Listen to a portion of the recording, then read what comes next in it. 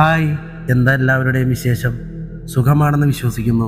ഇനി ജീവിതത്തിൽ ആരെങ്കിലും എന്നല്ല, ലോകത്തുള്ള എല്ലാ മനുഷ്യരും ഈ കഥ കേൾക്കുന്ന നിങ്ങളും എന്തെങ്കിലും തരത്തിലുള്ള വേദനകൾ അനുഭവിക്കുന്നവരാകാം. എന്തു തന്നെയായാലും എല്ലാം ശരിയാകുമെന്ന് വിശ്വസിച്ച് ജീവിക്കുക. എല്ലാം റെഡിയാകുന്നേ, അല്ലാതെ എവിടെ പോവാൻ. എന്നാൽ നമുക്ക് കഥയെന്ന് കേട്ട് പേടിച്ചിട്ട് വന്നാലോ? എന്നാൽ നേരെ കഥയിലേക്ക് കിടക്കാം. കഥയുടെ തുടക്കത്തിൽ തന്നെ ചന്ദ്രഗിരി തറവാടിൻ്റെ ഉമ്മറവാതിൽ ഒരു വലിയ ശബ്ദത്തോടെ മലർക്കെ തുറന്നു. എടുത്തെറിഞ്ഞതുപോലെ അശ്വിൻ പിന്നോട്ട് തെറിച്ചു വീണു. മേശയും കസേരയും അടക്കം എല്ലാം കാറ്റിൽ പാറിപ്പറന്നു. ശക്തമായ മിന്നലിൽ വാതിലിൻ്റെ പുറത്ത് അവനൊരു രൂപം കണ്ടു. നിഴൽ പോലൊരു സ്ത്രീ രൂപം. അവളുടെ കൈകളിൽ കോർത്തു പിടിച്ചൊരു കുട്ടി. വീശിയടിക്കുന്ന കാറ്റിൽ പാറിപ്പറക്കുന്ന അവളുടെ മുടിയിഴകൾ. അശ്വിൻ വീണിടത്ത് നിന്നും പിടഞ്ഞെണീക്കാൻ തുനിഞ്ഞതും കൈകൾ വഴുതി അവൻ നിലത്തേക്ക് തന്നെ വീണു. വീഴ്ചയിൽ തെറിച്ചുപോയ മൊബൈൽ തപ്പിയെടുത്ത് ഫ്ലാഷ് ലൈറ്റ് ഓണാക്കി. അവൻ അടിമുടി ഞെട്ടിത്തെറിച്ചുപോയി. നിലത്താകെ ഒഴുകിപ്പടരുന്ന രക്തം. രക്തത്തിൻ്റെ നടുക്കാണ് താൻ കിടക്കുന്നത്. അടുത്ത നിമിഷം മറ്റൊരു കാഴ്ച അശ്വിനെ നടുക്കി. മച്ചിൽ ഒരു പല്ലിയെപ്പോലെ പറ്റിപ്പിടിച്ച് തനിക്ക് നേരെ കുതിക്കാൻ തുനിഞ്ഞു നിൽക്കുന്ന ഒരു പൈശാചിക രൂപം.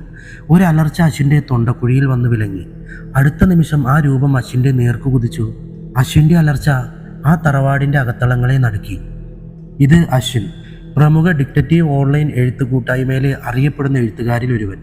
ഇപ്പോൾ ഈ കാണുന്ന അവസ്ഥയിൽ ഇവൻ വന്നു പെട്ടത് ഒരു മാസം മുമ്പാണ്. ഇത് അവിശ്വസനീയവും എന്നാൽ വിശ്വസിച്ചു പോകുന്നതുമായൊരു കഥ.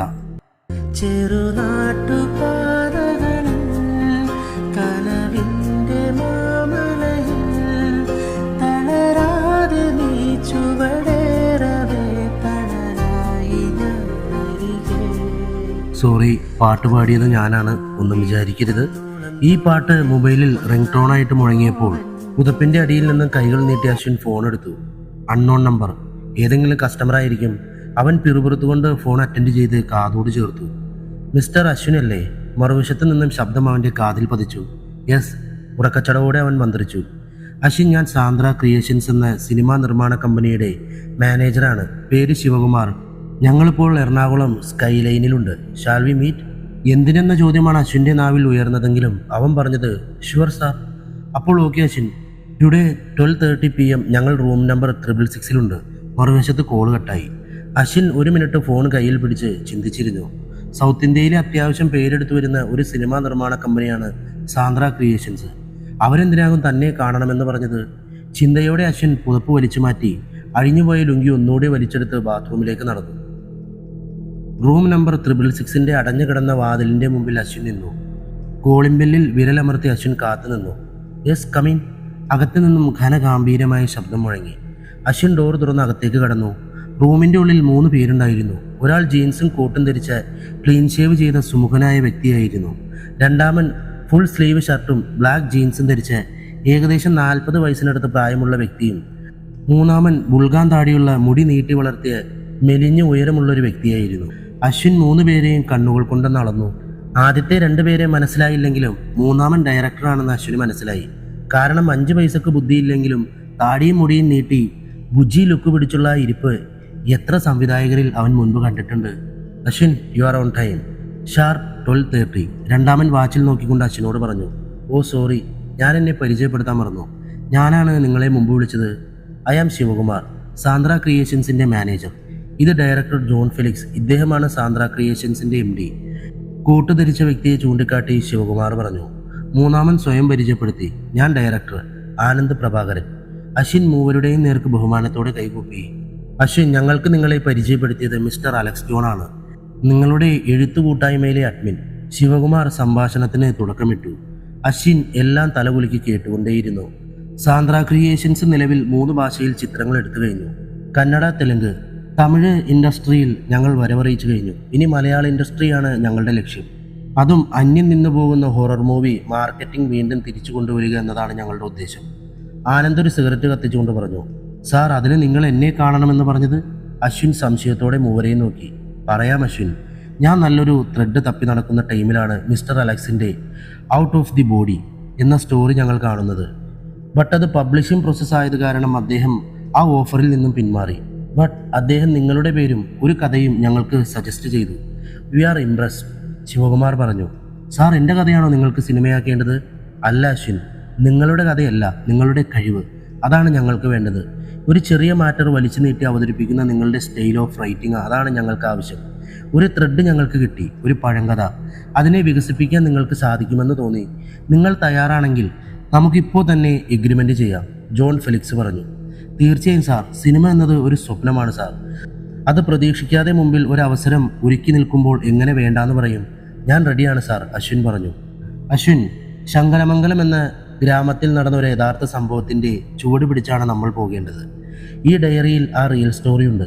ആ ഗ്രാമത്തിൽ നിങ്ങൾ താമസിച്ച് കഥ ചെയ്യാം. ഇത് അഡ്വാൻസ്. എഗ്രിമെൻ്റ് പേപ്പറുകൾ സൈൻ ചെയ്ത് കഴിഞ്ഞപ്പോൾ ഒരു ഡയറിയും ഒരു ചെക്കും അശ്വിന് നേരെ നീട്ടിക്കൊണ്ട് ശിവകുമാർ പറഞ്ഞു. അശ്വിൻ ആ ഡയറി കൈ നീട്ടി വാങ്ങുമ്പോൾ മച്ചിലിരുന്നൊരു പല്ലി ദയനീയമായി ശബ്ദിച്ചുകൊണ്ട് നിലത്തേക്ക് വീണു. തമ്പ്ര, ഞാൻ ആദ്യമേ പറഞ്ഞതല്ലേ ഒന്നും വേണ്ട എന്ന്. അടിയൻ്റെ വയറ്റിൽ തമ്പ്രാൻ്റെ ജീവനാ ഉള്ളത്. വല്യമ്പ്രാൻ അറിഞ്ഞാൽ? ശിവാങ്കന ഭയത്തോടെ കൃഷ്ണനുണ്ണിയുടെ മുഖത്തേക്ക് നോക്കി. നീ ഒന്നും പേടിക്കണ്ട പെണ്ണേ, നിന്നെ ഞാൻ കെട്ടും. ചന്ദ്രഗിരി തറവാട്ടിൽ എൻ്റെ പെണ്ണായി നീ ജീവിക്കും. കൃഷ്ണനുണ്ണി അവൾക്ക് ധൈര്യം പകർന്നു. അടിയൻ ഒരു അടിയാത്തി പെണ്ണല്ലേ, വല്യമ്പ്രാൻ ഇത് സമ്മതിക്കില്ല. നീ ധൈര്യമായി പോയി വാ പെണ്ണേ, അച്ഛനോട് ഞാൻ സംസാരിക്കാം, കൃഷ്ണനുണ്ണി പറഞ്ഞു. നനഞ്ഞ മിഴികൾ തുടച്ച് നടന്നു മറയുന്ന ശിവാങ്കനയെ നോക്കി നിന്ന് കൃഷ്ണനുണ്ണിയുടെ കണ്ണുകളിൽ പകയുടെ ചുവപ്പുരാശി പടർന്നു തുടങ്ങിയിരുന്നു. എന്തോ ചിന്തിച്ചുകൊണ്ടവൻ തിരിച്ചു നടന്നു. കുടുംബം മുടിക്കാനുണ്ടായ അസുരസന്തതി, നിനക്കിത് എന്നോട് പറയാൻ എങ്ങനെ തോന്നിയടാ? മകന്റെ കരണത്തെ ആഞ്ഞടിച്ചുകൊണ്ട് ഭാസ്കരൻ നമ്പ്യാർ അലറി. അച്ഛാ, ഒരു അബദ്ധം പറ്റിപ്പോയി. അബദ്ധമല്ല ഇത്. നിന്റെ അടിവയറ്റിൽ പ്രായത്തിൻ്റെതായ ഏറ്റക്കുറച്ചിൽ ഉണ്ടാകുന്നുണ്ടെങ്കിൽ അത് തീർക്കേണ്ടത് വീട്ടിലെ വേലക്കാരി പെണ്ണിനോടല്ല. ഈ നാട്ടിൽ ഒരു രാത്രിക്ക് വില നിശ്ചയിച്ച ഏതെങ്കിലും ഒരുത്തിയുടെ അടുത്ത് കൊണ്ടുപോയി തീർക്കണമായിരുന്നു. ഇതിപ്പോൾ വേലക്കാരി പെണ്ണിൻ്റെ കൊച്ചിനെ ഉണ്ടാക്കിയേച്ച് വന്നു നിൽക്കുന്നു. ഭാസ്കരൻ നമ്പ്യാർ നിന്ന് ജ്വലിച്ചു. അച്ഛ, സഹായിക്കണം. ഈ നാണക്കേടിൽ നിന്നും എനിക്ക് രക്ഷപ്പെടണം, കൃഷ്ണനുണ്ണി യാചിച്ചു. രക്ഷിക്കണം? രക്ഷിക്കാതെ പറ്റില്ലല്ലോ, മകനായി പോയില്ലേ? നമ്പ്യാർ ഉമ്മറത്തുകൂടെ ഉലാത്തിക്കൊണ്ട് ചിന്തിച്ചു. പിന്നെ എന്തോ ഉറപ്പിച്ചതുപോലെ മകനെ നോക്കി. കൃഷ്ണനുണ്ണി, സംഭവിക്കാനുള്ളത് സംഭവിച്ചു. ഇനി ഈ നാട്ടിൽ നിന്നാൽ എൻ്റെ അച്ഛനപ്പൂപ്പന്മാരായി നിലനിർത്തിപ്പോന്ന ഈ തറവാടിൻ്റെ മഹത്വം ഇല്ലാതാകും. നീ ഇന്ന് രാത്രി അവളുമായി ഒളിച്ചോടുന്നു. അവളോട് തയ്യാറായി ഇരിക്കാൻ ചെന്നറിയിക്കുക. അച്ഛാ, ഒരു ഞെട്ടലോടെ കൃഷ്ണനുണ്ണി അച്ഛനെ നേരെ നോക്കി. ഒരു അടിയാത്തി പെണ്ണിനെ ഭാര്യയായി ജീവിക്കാൻ എനിക്ക് പറ്റില്ല അച്ഛാ, കൃഷ്ണനുണ്ണി മുഖമുയർത്താതെ പറഞ്ഞു. നീ ഞാൻ പറയുന്നത് പോലെ ചെയ്യുക. ഇന്ന് രാത്രി കുളക്കടവിലെ ആൽത്തറയിൽ കാത്തു നിൽക്കാൻ പറയുക അവളോട്. ഭാസ്കരൻ നമ്പ്യാരുടെ വാക്കുകൾ ഉറച്ചതായിരുന്നു. മറുത്തൊരു വാക്കുപോലും പറയാൻ സാധിക്കാതെ കൃഷ്ണനുണ്ണി നിന്നു. നിറമുള്ള 1000 സ്വപ്നങ്ങൾ ശിവാങ്കനയുടെ ഹൃദയത്തിൽ കൂടി കടന്നുപോയി. തന്നെ സ്വയം ആർക്കു മുമ്പിൽ സമർപ്പിച്ചോ അയാൾ തന്നെ ജീവിതത്തിലേക്ക് ക്ഷണിച്ചിരിക്കുന്നു. തനിക്കും തൻ്റെ വയറ്റിൽ വളരുന്ന കുഞ്ഞിനും ഒരു നാഥനുണ്ടാകാൻ പോകുന്നു. ഇരുളിൽ ഒരു ഭാണ്ഡാരവും മാറിലൊടുക്കി ശിവാങ്കന നടന്നു. രാപക്ഷികളുടെ ശബ്ദം അവളെ പലപ്പോഴും ഞെട്ടിച്ചു. എവിടെയോ ഒരു കൊള്ളിക്കുളവൻ നീട്ടിക്കൂവുന്നു. ചാവു പക്ഷിയാണ്. അകലെ നിന്നേ അവൾ ആൾത്തറയിൽ ഒരു റാന്തൽ വെളിച്ചം കണ്ടു. തന്നെ കാത്ത് കൃഷ്ണനുണ്ണി ആൾത്തറയിൽ നിൽക്കുന്നുണ്ട്. അവളുടെ കാലുകൾ വേഗം കൂടി. ആൽത്തറയിൽ കിടക്കുന്ന കാളവണ്ടിയിൽ തൂങ്ങിയാടുന്ന റാന്തലിന്റെ വെളിച്ചം കുളത്തിലെ ഓളങ്ങളിൽ പ്രതിഫലിക്കുന്നത് ശിവ കണ്ടു. തമ്പ്രാനെ, പതിഞ്ഞ ശബ്ദത്തിലാണ് അവൾ വിളിച്ചതെങ്കിലും ഇരുളിൽ ആ വിളിയൊച്ച പലതായി മുഴങ്ങി. കരിയിലകൾ ഞെരിഞ്ഞമരുന്ന ശബ്ദം പിന്നിൽ നിന്നും ഉയർന്നപ്പോൾ ശിവാങ്കന ഞെട്ടിത്തിരിഞ്ഞ് അവിടേക്ക് നോക്കി. അടുത്ത നിമിഷം അവളുടെ കഴുത്തിൽ ഒരു കയർക്കുരുക്ക് വന്നു വീണു. അവളുടെ ശരീരം മാലിന്യ കൊമ്പിലേക്ക് വലിച്ചുയർത്തപ്പെട്ടു. മാറോടടുക്കി പിടിച്ചിരുന്ന ഭണ്ഡാരം കൈവിട്ടുപോയി. തമ്പ്ര, ശ്വാസം കിട്ടാതെ പിടഞ്ഞുകൊണ്ടിരുന്നപ്പോൾ അവൾ വിളിച്ചു. ഇരുളിൽ ഒരു ഓലപ്പന്തം എരിഞ്ഞു. ഭാസ്കരൻ നമ്പ്യാരും കൃഷ്ണനുണ്ണിയും ഒപ്പം 2 സേവകരും ആലിൻ്റെ ചൂട്ടിലേക്ക് നടന്നു വന്നു. ചതിക്കാനായിരുന്നു കൊച്ചുതമ്പ്ര അടിയനെ വിളിച്ചു വരുത്തിയേ? ശ്വാസത്തിനായി പിടയുന്നതിൻ്റെ ഇടയിൽ അവൾ ചോദിച്ചു. പിന്നെന്താ നീ കരുതിയേ? എൻ്റെ മകനെ നിന്നോട് പ്രേമം മൂത്ത് ഒളിച്ചോടാൻ വിളിച്ചതാണെന്നോ? വലിയ വലിയ തറവാട്ടിലെ ഇളമുറക്കാർക്ക് കാണാൻ കൊള്ളാവുന്ന അടിയാത്തി കിടാങ്ങളെ കാണുമ്പോൾ ഒരു മോഹം തോന്നും. അത് സ്വാഭാവികം. ആ മോഹത്തിനൊന്ന് കിടന്നു കൊടുക്കുന്നത് തെറ്റില്ല. പക്ഷെ അതിൻ്റെ പേരിൽ വയറ്റിൽ കുരുത്ത പിഴച്ച സന്താനത്തെ കാണിച്ച് ആ തറവാട്ടിലെ പട്ടമഹിഷിയായി വാഴാമെന്ന് കരുതുന്നത് തെറ്റല്ലേ? അല്ല, തെറ്റാണ്. ആ തെറ്റിൻ്റെ പിഴ മരണമാണ്. വായിൽ നിറഞ്ഞ മുറുക്കാൻ കുഴമ്പ് നീട്ടി തുപ്പിക്കൊണ്ട് ഭാസ്കരൻ നമ്പ്യാർ ചോദിച്ചു. അടിയൻ ഒരിക്കലും ഒരു അവകാശവും ചോദിച്ചു വരില്ല. ഈ നാട്ടിൽ നിന്നും പൊയ്ക്കോളാം, അവൾ ഒരുവിധം പറഞ്ഞൊപ്പിച്ചു. പൊയ്ക്കോ? ഈ നാട്ടിൽ നിന്നല്ല, ഈ ലോകത്ത് നിന്ന് തന്നെ പൊയ്ക്കോ, ഒരു ചിരിയോടെ ഭാസ്കരൻ നമ്പ്യാർ പറഞ്ഞു. വലിക്കടാ! പിന്നിൽ നിന്നും കയർ വലിച്ചു പിടിച്ചിരുന്ന അടിയാനെ നോക്കി കൃഷ്ണനുണ്ണി അലറി. കയർ ഒന്നുകൂടി മുറുകി. കൊച്ചൻ തമ്പ്ര, നമ്മുടെ കുഞ്ഞ്! ഒരു പിടച്ചിലൂടെ ശിവാങ്കനയുടെ ശരീരം നിശ്ചലമായി. അവളുടെ വയറ്റിൽ നിന്നും രക്തം ഉടുപ്പുമുണ്ടിലൂടെ നിറം ചാർത്തി കാൽപാദത്തിലൂടെ മണ്ണിലേക്ക് ഊർന്നു. നിറവയറല്ലായിരുന്നോ, അലസിപ്പോയതാ, വാ പോയേക്കാം. തൂങ്ങിയാടുന്ന ശിവാംഗനയുടെ ശരീരത്തിലേക്ക് നോക്കി പറഞ്ഞുകൊണ്ട് ഭാസ്കരൻ നമ്പ്യാര് തിരിഞ്ഞു നടന്നു. പിന്നാലെ കൃഷ്ണനുണ്ണിയും അടിയാന്മാരും. അപ്പോഴും മാലിന്റെ കുമ്പിൽ ആരോരുമില്ലാതെ തൂങ്ങിയാടുന്ന ശിവാംഗനയുടെ ശരീരം ഒരു ചോദ്യചിഹ്നം കണക്കെ കാറ്റിലാടിക്കൊണ്ടേയിരിക്കുന്നു. പണത്തിന്റെയും തറവാട് മഹിമയുടെയും തൂക്കത്തിൽ ആ മരണം ഒരു ആത്മഹത്യയായി തീർന്നു. കൃത്യ 7-ാം നാൾ ഗ്രാമത്തിൽ ദുർനിമിത്തങ്ങൾ ആരംഭിച്ചു. രാത്രിയിൽ എന്തോ ആവശ്യത്തിനായി പുറത്തിറങ്ങിയ നാടുവാഴിയുടെ ഗർഭിണിയായ മകൾ ശിവാംഗനയുടെ ഭീകരരൂപം കൊണ്ട് ബോധം നശിച്ചു വീണു. അവളുടെ ഗർഭം മനസ്സിപ്പോയി. പിന്നീട് രാത്രികാലങ്ങളിൽ കുളത്തിനോട് ചേർന്ന നാട്ടുവഴിയിലൂടെ നടന്നുപോയ പലരും കാണാതാവുകയും തൊട്ടടുത്ത ദിവസങ്ങളിൽ അവരുടെ അസ്ഥികൂടങ്ങൾ കുളക്കടവിൽ പ്രത്യക്ഷപ്പെടുകയും ചെയ്തു. ശിവാംഗനയുടെ പകയിൽ ശങ്കരമംഗലം ഗ്രാമം ആടിയുലഞ്ഞു. ഗതിമുട്ടിയ നാടുവാഴി തെക്ക് ദേശത്തു നിന്നും ഒരു മഹാമാന്ത്രികനെ വരുത്തി. നാടുവാഴിയുടെ കൊട്ടാരത്തിൽ പ്രശ്നക്രിയകൾ ആരംഭിച്ചു. കവടി നിരത്തി കണക്കുകൾ കൂട്ടിയ മാന്ത്രികന്റെ നെറ്റിയിൽ ചുളിവുകൾ വീണു. അദ്ദേഹം നാടുവാഴിയുടെ മുഖത്തേക്ക് നോക്കി. പ്രശ്നമാണ് തമ്പുരാൻ. ഗർഭിണിയായിരിക്കെ കൊല ചെയ്യപ്പെട്ട പെണ്ണിന്റെ ആത്മാവ്. അത് രക്തരക്ഷസായി മാറിയിരിക്കുന്നു. ഘോര പ്രതികാരാവസ്ഥയിലാണ് ആത്മാവിന്റെ സ്ഥിതി. ഇന്ന് ചന്ദ്രപൗർണമി. ഇന്ന് ആത്മാവിനെ ബന്ധിക്കാൻ സാധിക്കാത്ത പക്ഷം ബന്ധനം പ്രായോഗികമല്ലാത്ത കാര്യമാണ്. നാടിന്റെ സുരക്ഷയാണ് നമുക്ക് വലുത്. അങ്ങ് ബന്ധനക്രിയകൾ ആരംഭിച്ചാലും ആളായോ അർത്ഥമായോ എന്തും നാം അനുവദിച്ചു തരുന്നതാണ്. നാടുവാഴി മാന്ത്രികനോട് കൽപ്പിച്ചു. പിന്നീടെല്ലാം ശരവേഗത്തിലായിരുന്നു. കുളക്കരയിൽ ഹോമകുണ്ഡം നിർമ്മിക്കപ്പെട്ടു. 7 നിറങ്ങൾ ചേർത്ത് കളമൊരുക്കി. യക്ഷിരൂപവും ഭദ്രകാളി രൂപവും കോലം വരച്ചു.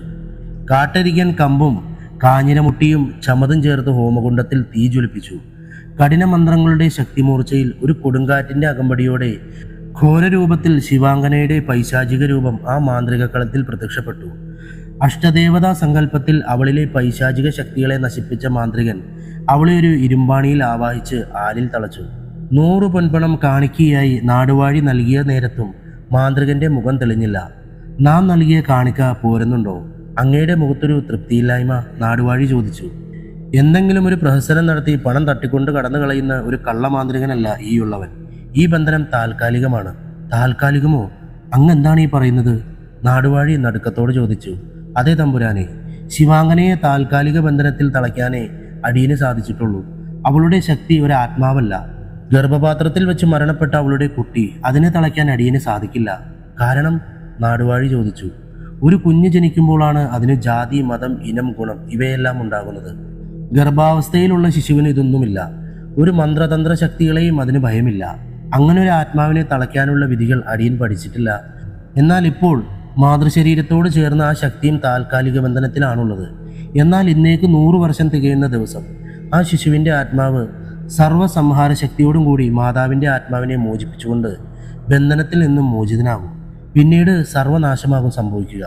മാന്ത്രികൻ പറഞ്ഞു നിർത്തി.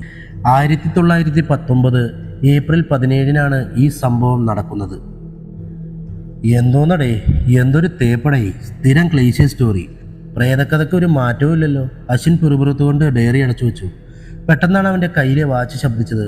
ഓരോ മണിക്കൂറിലും അലാറം അടിക്കുന്നത് വാച്ചിൽ അവൻ നോക്കി. സമയം 2 PM. എന്നാൽ അവൻ ശ്രദ്ധിച്ചത് മറ്റൊരു കാര്യമാണ്. വാച്ചിൽ തെളിഞ്ഞ ഡേറ്റ് 17/4/2019. ഡയറിയിലെ ഡേറ്റ് വെച്ച് നോക്കുമ്പോൾ ഇന്ന് 100 വർഷം തികയുന്നു. അറിയാതെ അശ്വിൻ്റെ ശരീരത്തിലൂടെ ഒരു കുളിർ പാഞ്ഞു. 5:30 PM. പടർന്നു പന്തലിച്ചു നിൽക്കുന്ന ആൽമരത്തിന്റെ ചുവട്ടിൽ കാർ വന്നു നിന്നു. അശ്വിൻ ചെറിയ മയക്കത്തിലായിരുന്നു. സാർ, സ്ഥലമെത്തി. ഡ്രൈവറുടെ ശബ്ദമാണ് അശ്വിനെ ഉണർത്തിയത്. കണ്ണുകൾ തിരുമ്മിക്കൊണ്ട് അശ്വിൻ ഉണർന്നു. സാർ, ദയാ കാണുന്ന പഴയ തറവാട്ടിലാണ് സാറിന്റെ താമസം സെറ്റ് ചെയ്തിരിക്കുന്നത്. ഡ്രൈവർ ഒരു വലിയ പടിപ്പുരയോടുകൂടിയ തറവാടിന് നേരെ കൈ ചൂണ്ടിക്കൊണ്ട് പറഞ്ഞു. അശ്വിൻ തന്റെ ബാഗ് ചുമലിലേക്ക് വലിച്ചിട്ടുകൊണ്ട് ഡോർ തുറന്ന് പുറത്തിറങ്ങി. പടർന്നു പന്തലിച്ചു നിൽക്കുന്ന ആലിന്റെ നിഴൽ കുളത്തിൽ തണൽ വിരിച്ചു നിന്നു. അവർ മെല്ലെ ആൽത്തറയിൽ കയറി. എന്തോ നോക്കിക്കൊണ്ടവൻ തായ്തടിയിലൂടെ വിരലോടിച്ച് നടന്നു. പെട്ടെന്നാണ് അവന്റെ വിരൽ എന്തിലോ തടഞ്ഞത്. തടിയിൽ തറച്ചു വച്ചിരിക്കുന്ന വലിയൊരാണി. ശിവാംഗന, അവൻ മന്ത്രിച്ചു. നിന്റെ കഥ എഴുതാനാണ് ഞാൻ ഈ മണ്ണിൽ വന്നത്. ആരും അറിയാതെ പോയ നിന്റെ കഥ ഞാൻ ഈ ലോകത്തെ അറിയിക്കും. അശ്വിൻ മന്ത്രിച്ചു.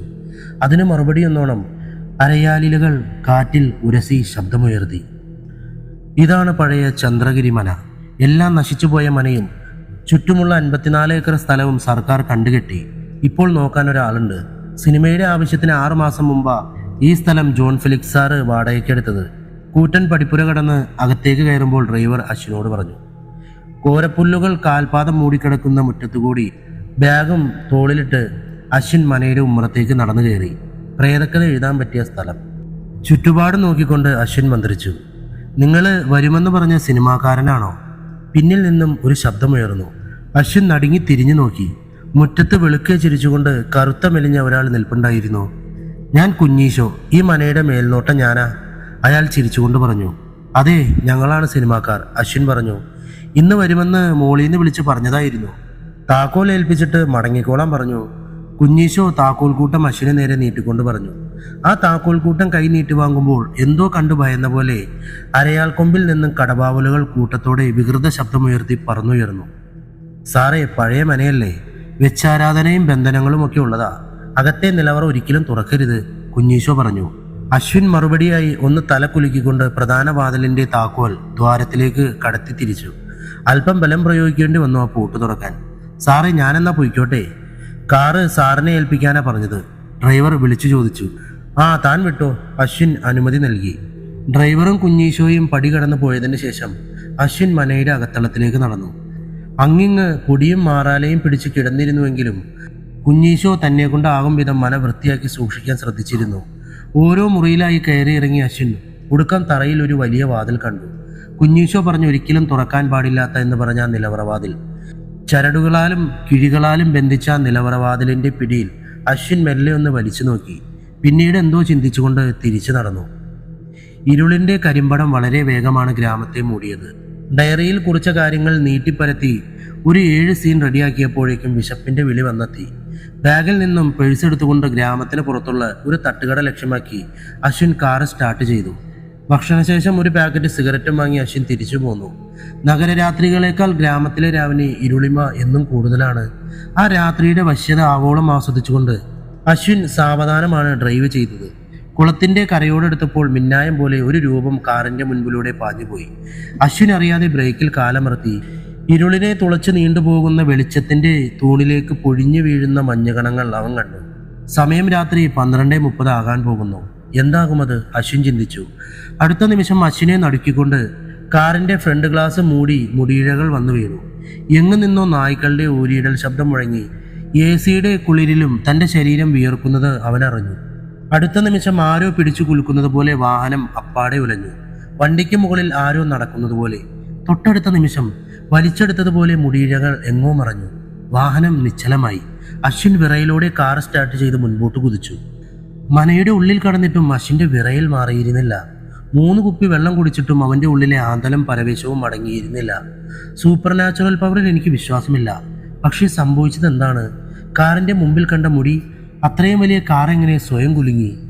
ശിവാങ്കന, അവൾ സത്യമാണോ? മുടിയിഴകൾ വലിച്ചു പറിച്ചുകൊണ്ട് അശ്വിൻ പിറുപിറുത്തു.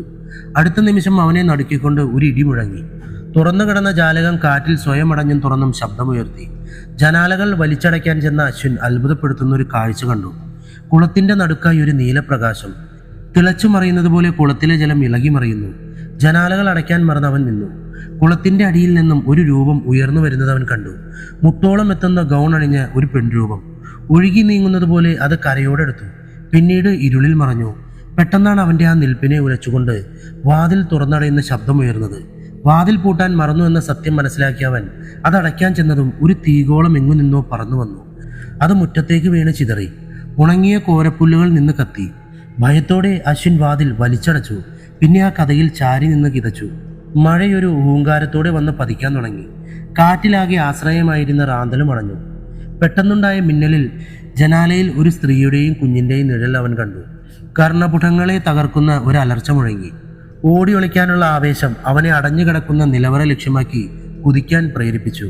വരാൻ പോകുന്ന എന്തോ ഭീകര സംഭവങ്ങളുടെ ആരംഭം എന്നോണം മഴ രൗദ്രഭാവത്തിൽ തിമിർത്തു പെയ്തു. എഴുത്തു കൂട്ടായ്മയായ ടീം അപസർപ്പകത്തിന്റെ 1 ഇയർ സെലിബ്രേഷനായി എല്ലാവരും ഒത്തുകൂടിയിരുന്നു.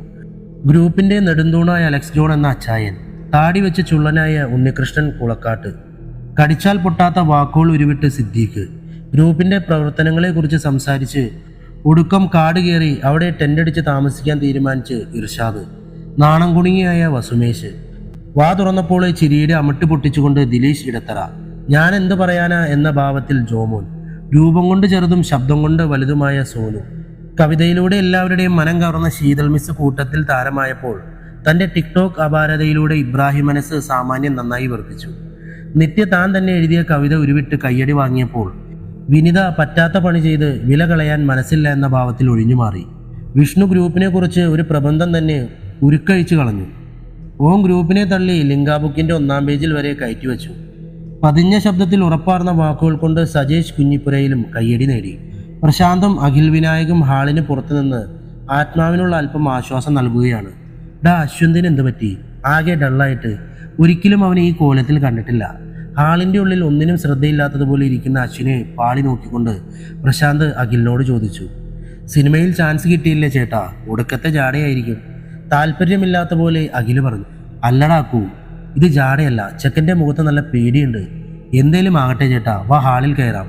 ഉണ്ണിയേട്ടം കണ്ടാൽ പറപ്പിക്കും. അഖിൽ സിഗരറ്റ് ഇട്ട് നിലത്തേക്കിട്ട് ചവിട്ടി അരച്ചുകൊണ്ട് പറഞ്ഞു. ഓരോരോ പ്രോഗ്രാമുകൾ നടക്കുമ്പോഴും അതിലൊന്നും ശ്രദ്ധിക്കാതെ മറ്റെന്തോ ചിന്തയിൽ മുഴുകിയിരിക്കുന്ന അശ്വിനെ അലക്സ് ജോൺ ശ്രദ്ധിക്കാതെ ഇരുന്നില്ല. ആളൊഴിഞ്ഞൊരു കോണിൽ ഒഴിഞ്ഞു മാറി നിൽക്കുകയാണ് അശ്വിൻ. ഡേയ്, എന്താടാ നിനക്ക് പറ്റിയേ? പിന്നിൽ നിന്നും അലക്സ് ജോണിന്റെ ശബ്ദമുയർന്നു. തിടുക്കത്തിൽ കയ്യിലിരുന്ന സിഗരറ്റ് നിലത്തേക്കിട്ട് ചവിട്ടി അരച്ചുകൊണ്ട് അശ്വിൻ തിരിഞ്ഞു. ഒന്നുമില്ല ചായ. അവനൊരു വരണ്ട ചിരിയോടെ പറഞ്ഞു. 10 മാസമായി നിന്നെ ഞാൻ കാണാൻ തുടങ്ങിയിട്ട്. നിന്റെ സ്വഭാവം ഇതല്ല മകനെ. എന്നതാടാ, എല്ലാവർക്കും കിട്ടുന്നൊരു യോഗമാണോ നിനക്ക് കിട്ടിയത്? നാളെ നീ മലയാളത്തിലെ അറിയപ്പെടുന്ന തിരക്കഥാകൃത്താണ്. സന്തോഷിക്കേണ്ട ടൈമിൽ ഇപ്പോൾ ഡൗൺ ആയിട്ട്. അച്ചായ നിങ്ങൾ കരുതുന്ന പോലെയല്ല കാര്യങ്ങൾ. അച്ചായ എന്നെ കൊണ്ട് പെടുത്തിയത് വലിയൊരു കുരുക്കില. പ്രേതക്കഥകൾ ചെയ്യുന്നവരാണ് ഞാനും അച്ചായനും. പക്ഷേ എനിക്കോ അച്ചായനോ നേരിട്ടൊരു അനുഭവമുണ്ടോ? ഇല്ല. പക്ഷേ ശങ്കരമംഗലം ഗ്രാമത്തിൽ ഞാൻ അനുഭവിച്ചത് ഒരു മനുഷ്യന്റെ യുക്തിക്ക് നിരക്കാത്ത കാര്യങ്ങളാണ്. ആ palace, that was A haunted place. ഞാൻ നേരിട്ട് കണ്ടതാ. അശ്വിൻ നിന്ന് കിതച്ചു. അശ്വിനെ മനസ്സിലാവുന്ന ഭാഷയിൽ പറയാൻ ഒരുപാടുണ്ട് അച്ചായ. ഇത്രയും ഭീകരമായ ഒരു അവസ്ഥയിൽ ഞാനെല്ലാം ഉപേക്ഷിച്ചു പോകാത്തത് എന്തുകൊണ്ടാണെന്നറിയാമോ? കടങ്ങൾ ധാരാളമുണ്ട്. വീട്ടിലും നാട്ടിലും കൊള്ളരുതാത്തവൻ എന്ന പേര് മാത്രമാണ് മിച്ചം. ഈ അവസ്ഥയിൽ നിന്നും ഒന്ന് രക്ഷപ്പെടാൻ ഇതൊരു അവസാന മാർഗമാണെന്ന് കരുതിയ അച്ചായനറിയാമോ അവിടെ എന്താ സംഭവിച്ചതെന്ന്? അശ്വിൻ കഥ പറഞ്ഞു തുടങ്ങി. അലക്സ് ജോണിന്റെ നെറ്റിയിൽ വിയർപ്പ് കണങ്ങൾ ഉരുണ്ടുകൂടി. ഇത്രയൊക്കെ കേട്ടിട്ട് അച്ചായൻ ഞാൻ വെറുതെ അവിടെ ചെന്ന് പെട്ടതല്ല. ഇതൊരു നിയോഗമാണ്. എവിടെ പോയി ഒളിച്ചാലും ആ ശക്തി എന്നെ വിടില്ല. ഇതൊന്നും ആരും വിശ്വസിക്കാനും പോണില്ല. അറ്റവും മൂലയുമില്ലാത്തൊരു ചിത്രം കൊടുത്ത് അതിൽ നിന്നും ഒരു കഥ ചെയ്യാൻ പറഞ്ഞാൽ കണ്ണും മൂട്ടി ഞാൻ ചെയ്യാം. പക്ഷെ മരണമാണ് മുൻപിൽ നിൽക്കുന്നതെന്നറിഞ്ഞും രക്ഷപ്പെടാൻ പറ്റാത്ത ഈ അവസ്ഥ, അത് നമ്മൾ ചെയ്യുന്ന കഥ പോലെ അത്ര എളുപ്പമല്ല. അശ്വിൻ്റെ മിഴികൾ ഭയത്താൽ നിറഞ്ഞു. അശ്വിൻ, റിസ്ക്കാണ് ഈ കളി. നീ അവരെ, ആ സിനിമാക്കാരെ എത്രയും വേഗം അവിടെ എത്തിക്കാൻ നോക്ക്. അവർക്ക് നേരിട്ട് ബോധ്യമാകട്ടെ. 2 ദിവസത്തിൻ്റെ ഉള്ളിൽ ഈ പ്രശ്നത്തിൽ നിന്നും നീ രക്ഷപ്പെടും. അത് എനിക്ക് ഉറപ്പാണ്. കാരണം ഈ പ്രശ്നത്തിൽ നിന്നെ കൊണ്ട് ചാടിച്ചത് ഞാനാ. നിന്നെ രക്ഷിക്കേണ്ട ചുമതലയും എനിക്കുണ്ട്. നീ ധൈര്യമായിരിക്കെ. അലക്സ് ജോൺ അശ്വിൻ്റെ ചുമലിൽ കൈവച്ചുകൊണ്ട് പറഞ്ഞു. ഉറപ്പില്ലാത്ത കാര്യമാണെന്ന് തിരിച്ചറിവുണ്ടായിട്ടും അശ്വിൻ മെല്ലെ സമ്മതഭാവത്തിൽ തലകുലുക്കി. അശ്വിൻ തിരിച്ച് ശങ്കരമംഗലം ഗ്രാമത്തിലെത്തിയപ്പോൾ സമയം ഏകദേശം വൈകുന്നേരം 3:30 അടുത്തിരുന്നു. ആൽത്തറയോടടുത്തപ്പോൾ ഒരു വലിയ ആൾക്കൂട്ടവും ആൽത്തറയോട് ചേർന്ന് 2 പോലീസ് ജീപ്പും ഒരു ആംബുലൻസും കിടക്കുന്നുണ്ടായിരുന്നു. അതിന് പിന്നിലായി അശ്വിൻ കാർ നിർത്തി. കാറിന്റെ അടുത്തുകൂടെ നടന്നുപോയ ഒരു വൃദ്ധനെ അശ്വിൻ പിടിച്ചു നിർത്തി. എന്താ ചേട്ടാ അവിടെ ഒരു ആൾക്കൂട്ടം? അശ്വിൻ ചോദിച്ചു. കുളത്തിന്റെ പടവിൽ ഒരു മനുഷ്യന്റെ അസ്ഥിക്കൂടം കിടക്കുന്നു. ആ വൃദ്ധൻ കുളത്തിന്റെ നേർക്ക് കൈ ചൂണ്ടിക്കൊണ്ട് പറഞ്ഞു. അശ്വിൻ ഡോറ് തുറന്ന് പുറത്തേക്ക് ഇറങ്ങി. ആ അടിച്ചുതളിക്കാരിയുടെ പ്രേതം വീണ്ടും വന്ന ലക്ഷണമാണ് കാണുന്നത്. ഒരു തുണ്ട് ദശ പോലും ശരീരത്തിലില്ല. മൊത്തം കാർന്നു നിന്ന് അസ്ഥി മാത്രം ബാക്കിയാക്കി വച്ചേക്കുക. വൃദ്ധൻ പിറുപിറുക്കുന്നത് അശ്വിൻ കേട്ടു. അവൻ ആൾക്കൂട്ടത്തെ വകഞ്ഞു മാറ്റി കുളപ്പടവിലേക്ക് നോക്കി. അടുത്ത നിമിഷം അവൻ പേടിയോടെ മുഖം തിരിച്ചു കളഞ്ഞു. ശരീരത്തിലെ മാംസം മുഴുവനും നഷ്ടപ്പെട്ട ഒരു ശരീരം. അതിൽ നാമമാത്രമായ മാംസം വെള്ളത്തിൽ കിടന്നതുകൊണ്ടാകാം ഒരു പ്രത്യേക നിറമായിരുന്നു. ബന്ധനത്തിൽ നിന്നും ആ രക്ഷസ് മോചിപ്പിക്കപ്പെട്ട് കാണും. പണ്ടും നൂറ്റാണ്ടുകൾക്ക് മുമ്പ് ഇതേപോലെ കുറെ ശവങ്ങൾ പൊങ്ങിയ കുളമാണിത്. ഇനി എന്തൊക്കെ കാണേണ്ടി വരുമോ? ആരോ പറയുന്നത് അശ്വിൻ കേട്ടു. അവൻ മെല്ലെ അരയാൽത്തറയിലേക്ക് കയറി. അവിടെ തായ്തടിയിൽ മുൻപ് ആണി തറച്ചിരുന്നിടത്തേക്ക് അവൻ നോക്കി. എന്നാൽ ആണി പിഴുതുപോയ ഒരു തുള മാത്രമേ അവനവിടെ കാണാൻ സാധിച്ചുള്ളൂ. രാത്രിയുടെ ഏതോ യാമത്തിൽ എന്തോ ഒരു ശബ്ദം കേട്ടാണ് അശ്വിൻ ഉണർന്നത്. കട്ടിൽ വിട്ട് എഴുന്നേൽക്കാതെ അവൻ ആ ശബ്ദത്തിനായി കാതോർത്ത് കിടന്നു. മനയുടെ മുകളിലൂടെ ആരോ എന്തോ വലിക്കുന്ന പോലെയാണ് അവൻ ആ ശബ്ദം തോന്നിയത്. കൃത്യമായി പറഞ്ഞാൽ ഓല വലിക്കുന്ന ശബ്ദം. കിടക്ക വിട്ട് എഴുന്നേൽക്കുന്നതിന് മുമ്പ് ടോർച്ചെടുക്കാൻ തുനിഞ്ഞപ്പോൾ അവനത് കണ്ടു. കട്ടിലിന്റെ കാൽകൾ തന്നെ തുറച്ചു നോക്കിയൊരു സ്ത്രീരൂപം. അവളുടെ കയ്യിൽ കോർത്തു പിടിച്ചൊരു കുട്ടി. അശ്വിൻ തന്റെ കണ്ണുകൾ ഇറുക്കി അടച്ചു. ഒരു ശ്വാസം പോലും അസ്വാഭാവികമായി പുറപ്പെടാതിരിക്കാൻ അവൻ ശ്രദ്ധിച്ചിരുന്നു. തന്റെ ശരീരത്തിനോട് ചേർന്ന് ഒരു അന്യ ശരീരത്തിന്റെ സാമീപ്യം അവൻ അറിഞ്ഞു. അളിഞ്ഞ മാംസത്തിന്റെ ഗന്ധം അവന്റെ നാസികകളെ തുളച്ചു. അല്പസമയത്തിന് ശേഷം ആ സാമീപ്യം അകന്നു പോകുന്നത് അവൻ കണ്ടു. ഒരു ദീർഘനിശ്വാസം അവനിൽ നിന്നും പുറപ്പെട്ടു. എന്തൊക്കെയോ തീരുമാനങ്ങൾ അവൻ്റെ മനസ്സിനെ മതിച്ചുകൊണ്ടിരിക്കുന്നു. അറിയാതെ അശ്വിൻ്റെ മിഴികൾ നീണ്ടത് മേശയുടെ പുറത്തിരുന്ന മൊബൈലിലേക്കാണ്. അവനൊരു നമ്പർ ഡയൽ ചെയ്തു. 755980. യാന്ത്രികമായെന്നോണം അവൻ്റെ വിരൽ കോൾ ബട്ടണിൽ അമർന്നു. ഡിസ്പ്ലേയിൽ ഒരു പേര് തെളിഞ്ഞു നിന്നു. Kulakkadan alias big brothers. ഈ സംഭവങ്ങൾ കഴിഞ്ഞ് 3-ാം ദിവസം ഏകദേശം സന്ധ്യയോടടുത്ത നേരത്താണ് മനയുടെ മുൻപിലായി ഒരു ഫോർഡ് എൻഡവർ വന്നു നിന്നത്. അതിൻ്റെ ഡ്രൈവിംഗ് സീറ്റിൽ നിന്നും ശിവകുമാർ ഇറങ്ങി. കോ ഡ്രൈവർ സീറ്റിൽ നിന്നും ആനന്ദ് പ്രഭാകറും പിന്നിൽ നിന്നും ജോൺ ഫെലിക്സും ഇറങ്ങി. അശ്വിൻ മൂവരെയും കണ്ട് മുറ്റത്തേക്ക് ഇറങ്ങിച്ചെന്നു. അശ്വിൻ എന്താണ് ഇത്ര അത്യാവശ്യമായി കാണണമെന്ന് പറഞ്ഞത്? ശിവകുമാർ ചോദിച്ചു.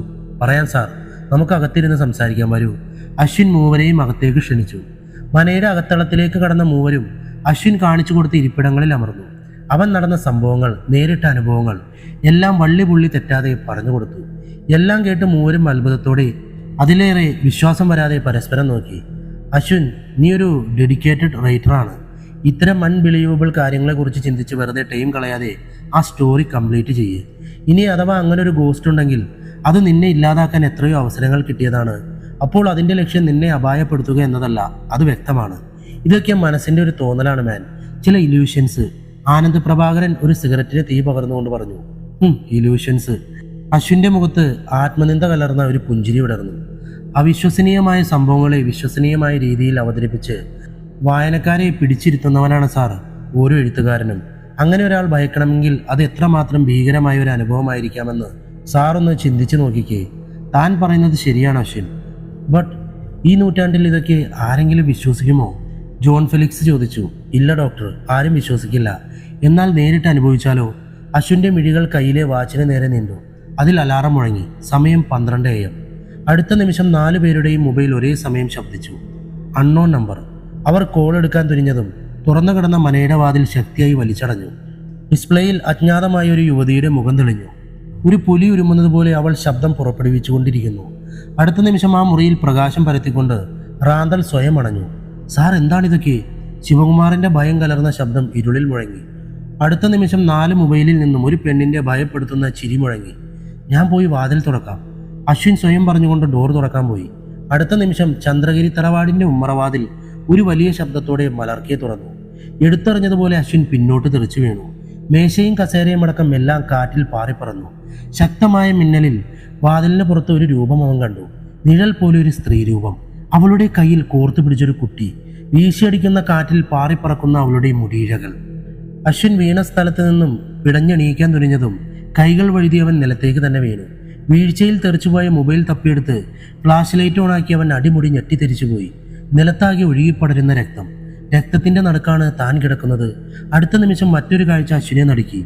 മച്ചിലൊരു പല്ലിയെപ്പോലെ പറ്റിപ്പിടിച്ച് തനിക്ക് നേരെ കുതിക്കാൻ തുനിഞ്ഞു നിൽക്കുന്ന ഒരു പൈശാചിക രൂപം. ഒരലർച്ച അശ്വിന്റെ തൊണ്ടക്കുഴിയിൽ വന്ന് വിലങ്ങി. അടുത്ത നിമിഷം ആ രൂപം അശ്വിന്റെ നേർക്ക് കുതിച്ചു. അശ്വിന്റെ അലർച്ച ആ തറവാടിന്റെ അകത്തളങ്ങളെ നടുക്കി. എന്താ അവിടെ നടക്കുന്നേ? ജോൺ ഫെലിക്സിന്റെ ശബ്ദം ഇരുളിൽ മുഴങ്ങി. അടുത്ത നിമിഷം പുറത്തു നിന്നും അകത്തേക്ക് പുകമഞ്ഞ് ഇരച്ചു കയറി. അതിൻ്റെ ഉള്ളിൽ ഒരു സ്ത്രീയുടെയും കുട്ടിയുടെയും രൂപം തെളിഞ്ഞു.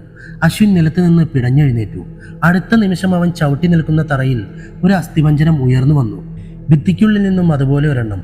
അടുത്ത നിമിഷം ആ മുറിക്കുള്ളിൽ ഭയാനകമായ പല ശബ്ദങ്ങളും ഉയർന്നു. ഭിത്തിയിൽ നിന്ന് 4 പാടം വെള്ളം ചിതറി. അവർ നനഞ്ഞു കുതിർന്നു. നനഞ്ഞു കിടക്കുന്ന തറയിലൂടെ ഒരു തീജ്വാല പാമ്പിനെ പോലെ പാഞ്ഞുപോയി ഭിത്തിയുടെ ഒരു മൂലയിൽ ചെന്ന് ആളിപ്പടർന്നു. ആ ജ്വാലയിൽ ജ്വലിക്കുന്ന കണ്ണുകളുള്ള ഒരു സ്ത്രീമുഖം തെളിഞ്ഞു. ശിവാങ്കന. അശ്വിൻ വിറയാർന്ന ചുണ്ടുകളാൽ മന്ത്രിച്ചു. അടുത്ത നിമിഷം തറയിൽ നിന്നും രക്തം പനച്ചു വരാൻ തുടങ്ങി. കാൽപാദം മൂടുന്ന അളവിൽ രക്തം ഉയർന്നു വന്നു. അശ്വിൻ. പിന്നിൽ നിന്നും ശിവകുമാറിന്റെ വിറയാർന്ന ശബ്ദം അശ്വിന്റെ കാതിൽ മുഴങ്ങി. ഏതോ മായാനിദ്രയിൽ ഉഴറുന്നതുപോലെ മൃതസമാനമായ മിഴികൾ അശ്വിൻ ശിവകുമാറിന് നേരെ നീട്ടി. അടുത്ത നിമിഷം ഭീതിജനകമായ ഒരു ദൃശ്യം അശ്വിന്റെ പിന്നിൽ ശിവകുമാറും ജോൺ ഫെലിക്സും ആനന്ദ് പ്രഭാകറും കണ്ടു. അശ്വിന് പിന്നിലായി ഭിത്തിയിൽ രൂപം കൊള്ളുന്ന ഒരു മനുഷ്യരൂപം. ഒരു പ്രതിമയ്ക്ക് സമം ഉരുവാർന്നു വന്ന ആ രൂപം ഒരു കൊച്ചു കുഞ്ഞിൻ്റെതായിരുന്നു. അശ്വിന് പിന്നിലായി തറയിൽ നിന്നും ഏകദേശം 7 അടി ഉയരത്തിൽ ആ രൂപം ഉയർന്നു. മുൻപിൽ നിൽക്കുന്ന മൂവരുടെയും മുഖഭാവത്തിൽ നിന്നും പിന്നിൽ എന്തോ സംഭവിക്കുന്നുണ്ടെന്ന് അശ്വിന് മനസ്സിലായി. നടുങ്ങി പിന്നിലേക്ക് തിരിഞ്ഞ അവൻ നെറുകയിൽ ഒരു മിന്നൽ പുളഞ്ഞിറങ്ങിയതുപോലെ നടുങ്ങി നിന്നു. ശ്വാസം മുഖത്ത് തട്ടുന്നത്ര സമീപത്തായാണ് ആ കുഞ്ഞിന്റെ രൂപം നിന്നിരുന്നത്. കർണപുടങ്ങളെ തച്ചുടയ്ക്കുന്ന ഭീതിജനകമായ ഒരു അലർച്ച. അടുത്ത നിമിഷം എടുത്തെറിഞ്ഞതുപോലെ അശ്വിൻ പിന്നിലേക്ക് തെറിച്ചു വീണു. ഒഴുകിപ്പടർന്ന രക്തത്തിലൂടെ അവൻ പിന്നിലേക്ക് നിരങ്ങിപ്പോയി. 3 ദിവസങ്ങൾക്ക് മുമ്പ് പുറത്തുനിന്നും വീടിന്റെ മുകളിലൂടെ എന്തോ വലിക്കുന്ന ശബ്ദം കേട്ടാണ് അശ്വിൻ ഉണർന്നത്. സമീപത്തായി വച്ചിരുന്ന ടോർച്ച് എടുക്കാൻ തുനിഞ്ഞതും കട്ടിലിന്റെ കാൽക്കൽ തന്നെ തുറച്ചു നോക്കിയൊരു സ്ത്രീരൂപം അവൻ കണ്ടു. അവളുടെ കയ്യിൽ കോർത്തു പിടിച്ചൊരു കുട്ടി. അശ്വിൻ തന്റെ കണ്ണുകൾ ഇറുക്കിയടച്ചു. ഒരു ശ്വാസം പോലും അസ്വാഭാവികമായി പുറത്തേക്ക് പോവാതിരിക്കാൻ അവൻ ശ്രദ്ധിച്ചിരുന്നു. തന്റെ ശരീരത്തിനോട് ചേർന്ന് ഒരു അന്യ ശരീരത്തിന്റെ സാമീപ്യം. അളിഞ്ഞ മാംസത്തിന്റെ ഗന്ധം അവന്റെ നാസികകളെ തുളച്ചു കയറുന്നു. അല്പസമയത്തിന് ശേഷം ആ സാമീപ്യം അകന്നു പോകുന്നത് അവൻ അറിഞ്ഞു. ഒരു ദീർഘനിശ്വാസം അവനിൽ നിന്നും പുറപ്പെട്ടു. എന്തൊക്കെയോ തീരുമാനങ്ങൾ അവന്റെ മനസ്സിനെ മതിച്ചുകൊണ്ടിരുന്നു. അറിയാതെ അശ്വിന്റെ മിഴികൾ നീണ്ടത് മേശയുടെ പുറത്തിരുന്ന മൊബൈലിലേക്കാണ്. അവനൊരു നമ്പർ ഡയൽ ചെയ്തു. 755980 തുടങ്ങിയ നമ്പർ. യാന്ത്രികമായെന്നോണം അവന്റെ വിരൽ കോൾ ബട്ടണിൽ അമർന്നു. ഡിസ്പ്ലേയിൽ ഒരു പേര് തെളിഞ്ഞു വന്നു. Kulakkadan Seliyas big brothers. മറുവശത്ത് കോൾ അറ്റൻഡായി. ഉറക്കം മുറഞ്ഞതിലുള്ള ബുദ്ധിമുട്ട് പ്രകടമാക്കുന്ന ശബ്ദം അശ്വിന്റെ കാതിൽ മുഴങ്ങി. ഹലോ പ്രശാന്ത്. കിച്ചുവേട്ടാ. തേങ്ങുന്നത് പോലെയാണ് അശ്വിൻ സംസാരിച്ചത്. അച്ചു എന്നാടാ, എന്നതേലും പ്രശ്നമുണ്ടോ? മറുവശത്ത് നിന്നും ശബ്ദം ജാഗരൂകമായി. കിച്ചുവേട്ടൻ എവിടെയാ? അശ്വിൻ ചോദിച്ചു. ഞാൻ പാലയിലുണ്ടടാ, എൻ്റെ വീട്ടില്. എന്നതാ പ്രശ്നം? പ്രശാന്ത് ചോദിച്ചു. അറിയില്ല കിച്ചുവേട്ടാ, വിശ്വസിക്കാൻ പറ്റാത്ത കാര്യങ്ങളാണ് നടക്കുന്നത്.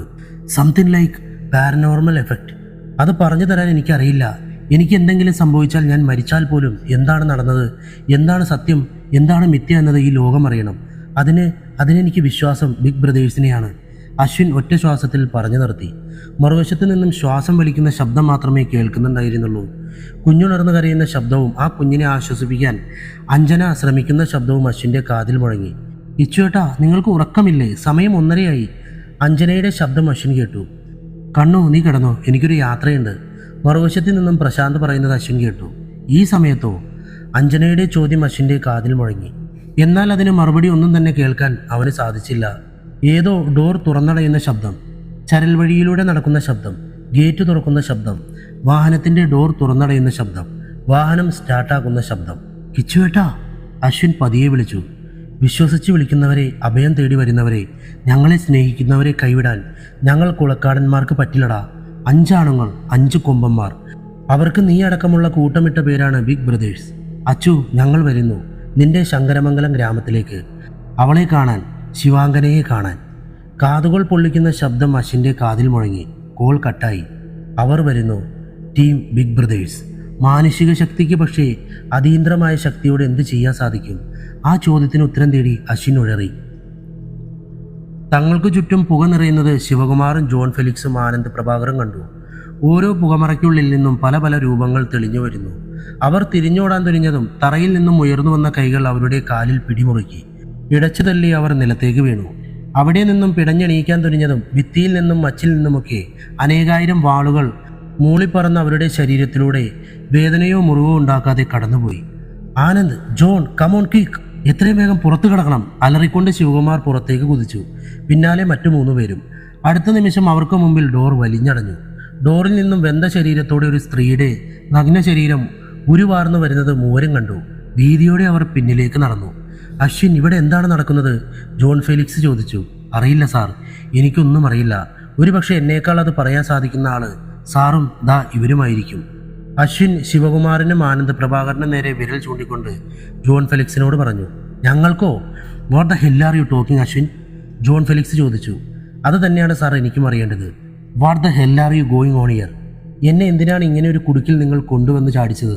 നിങ്ങളുടെ മാത്രമായൊരു പ്രോപ്പർട്ടി എങ്ങനെയാണ് ആരും തുറക്കാൻ പാടില്ല എന്ന് പറഞ്ഞ് ആ നിലവറയിൽ വന്നത്? അശ്വിൻ തൻ്റെ കൈ ഉയർത്തിക്കൊണ്ട് ചോദിച്ചു. അശ്വിൻ്റെ കയ്യിലിരുന്ന വസ്തു കണ്ട് ജോൺ ഫെലിക്സ് അറിയാതെ തൻ്റെ വലം കൈയിലേക്ക് നോക്കിപ്പോയി. അത് തന്നെയാണ് മിസ്റ്റർ ജോൺ ഫെലിക്സ്, അല്ല ഡോക്ടർ ജോൺ ഫെലിക്സ്.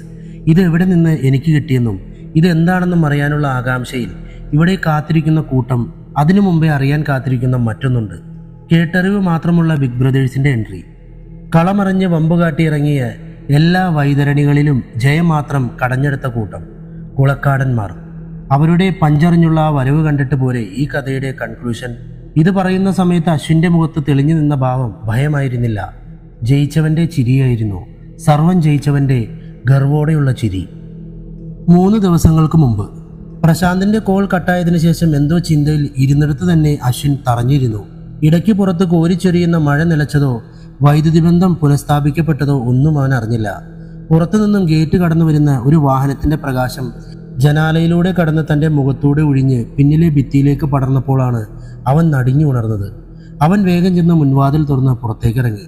മുറ്റത്തായി ചുവന്ന നിറത്തിലുള്ള ഒരു ഹാഫ് ടോപ്പ് ജിപ്സി നിൽക്കുന്നത് അവൻ കണ്ടു. അതിൻ്റെ സെൻറ്ററിലായുള്ള ക്രോസ് ബാരിയറിൽ പ്രകാശം പൊഴിക്കുന്ന 4 ഫോഗ് ലാമ്പുകൾ.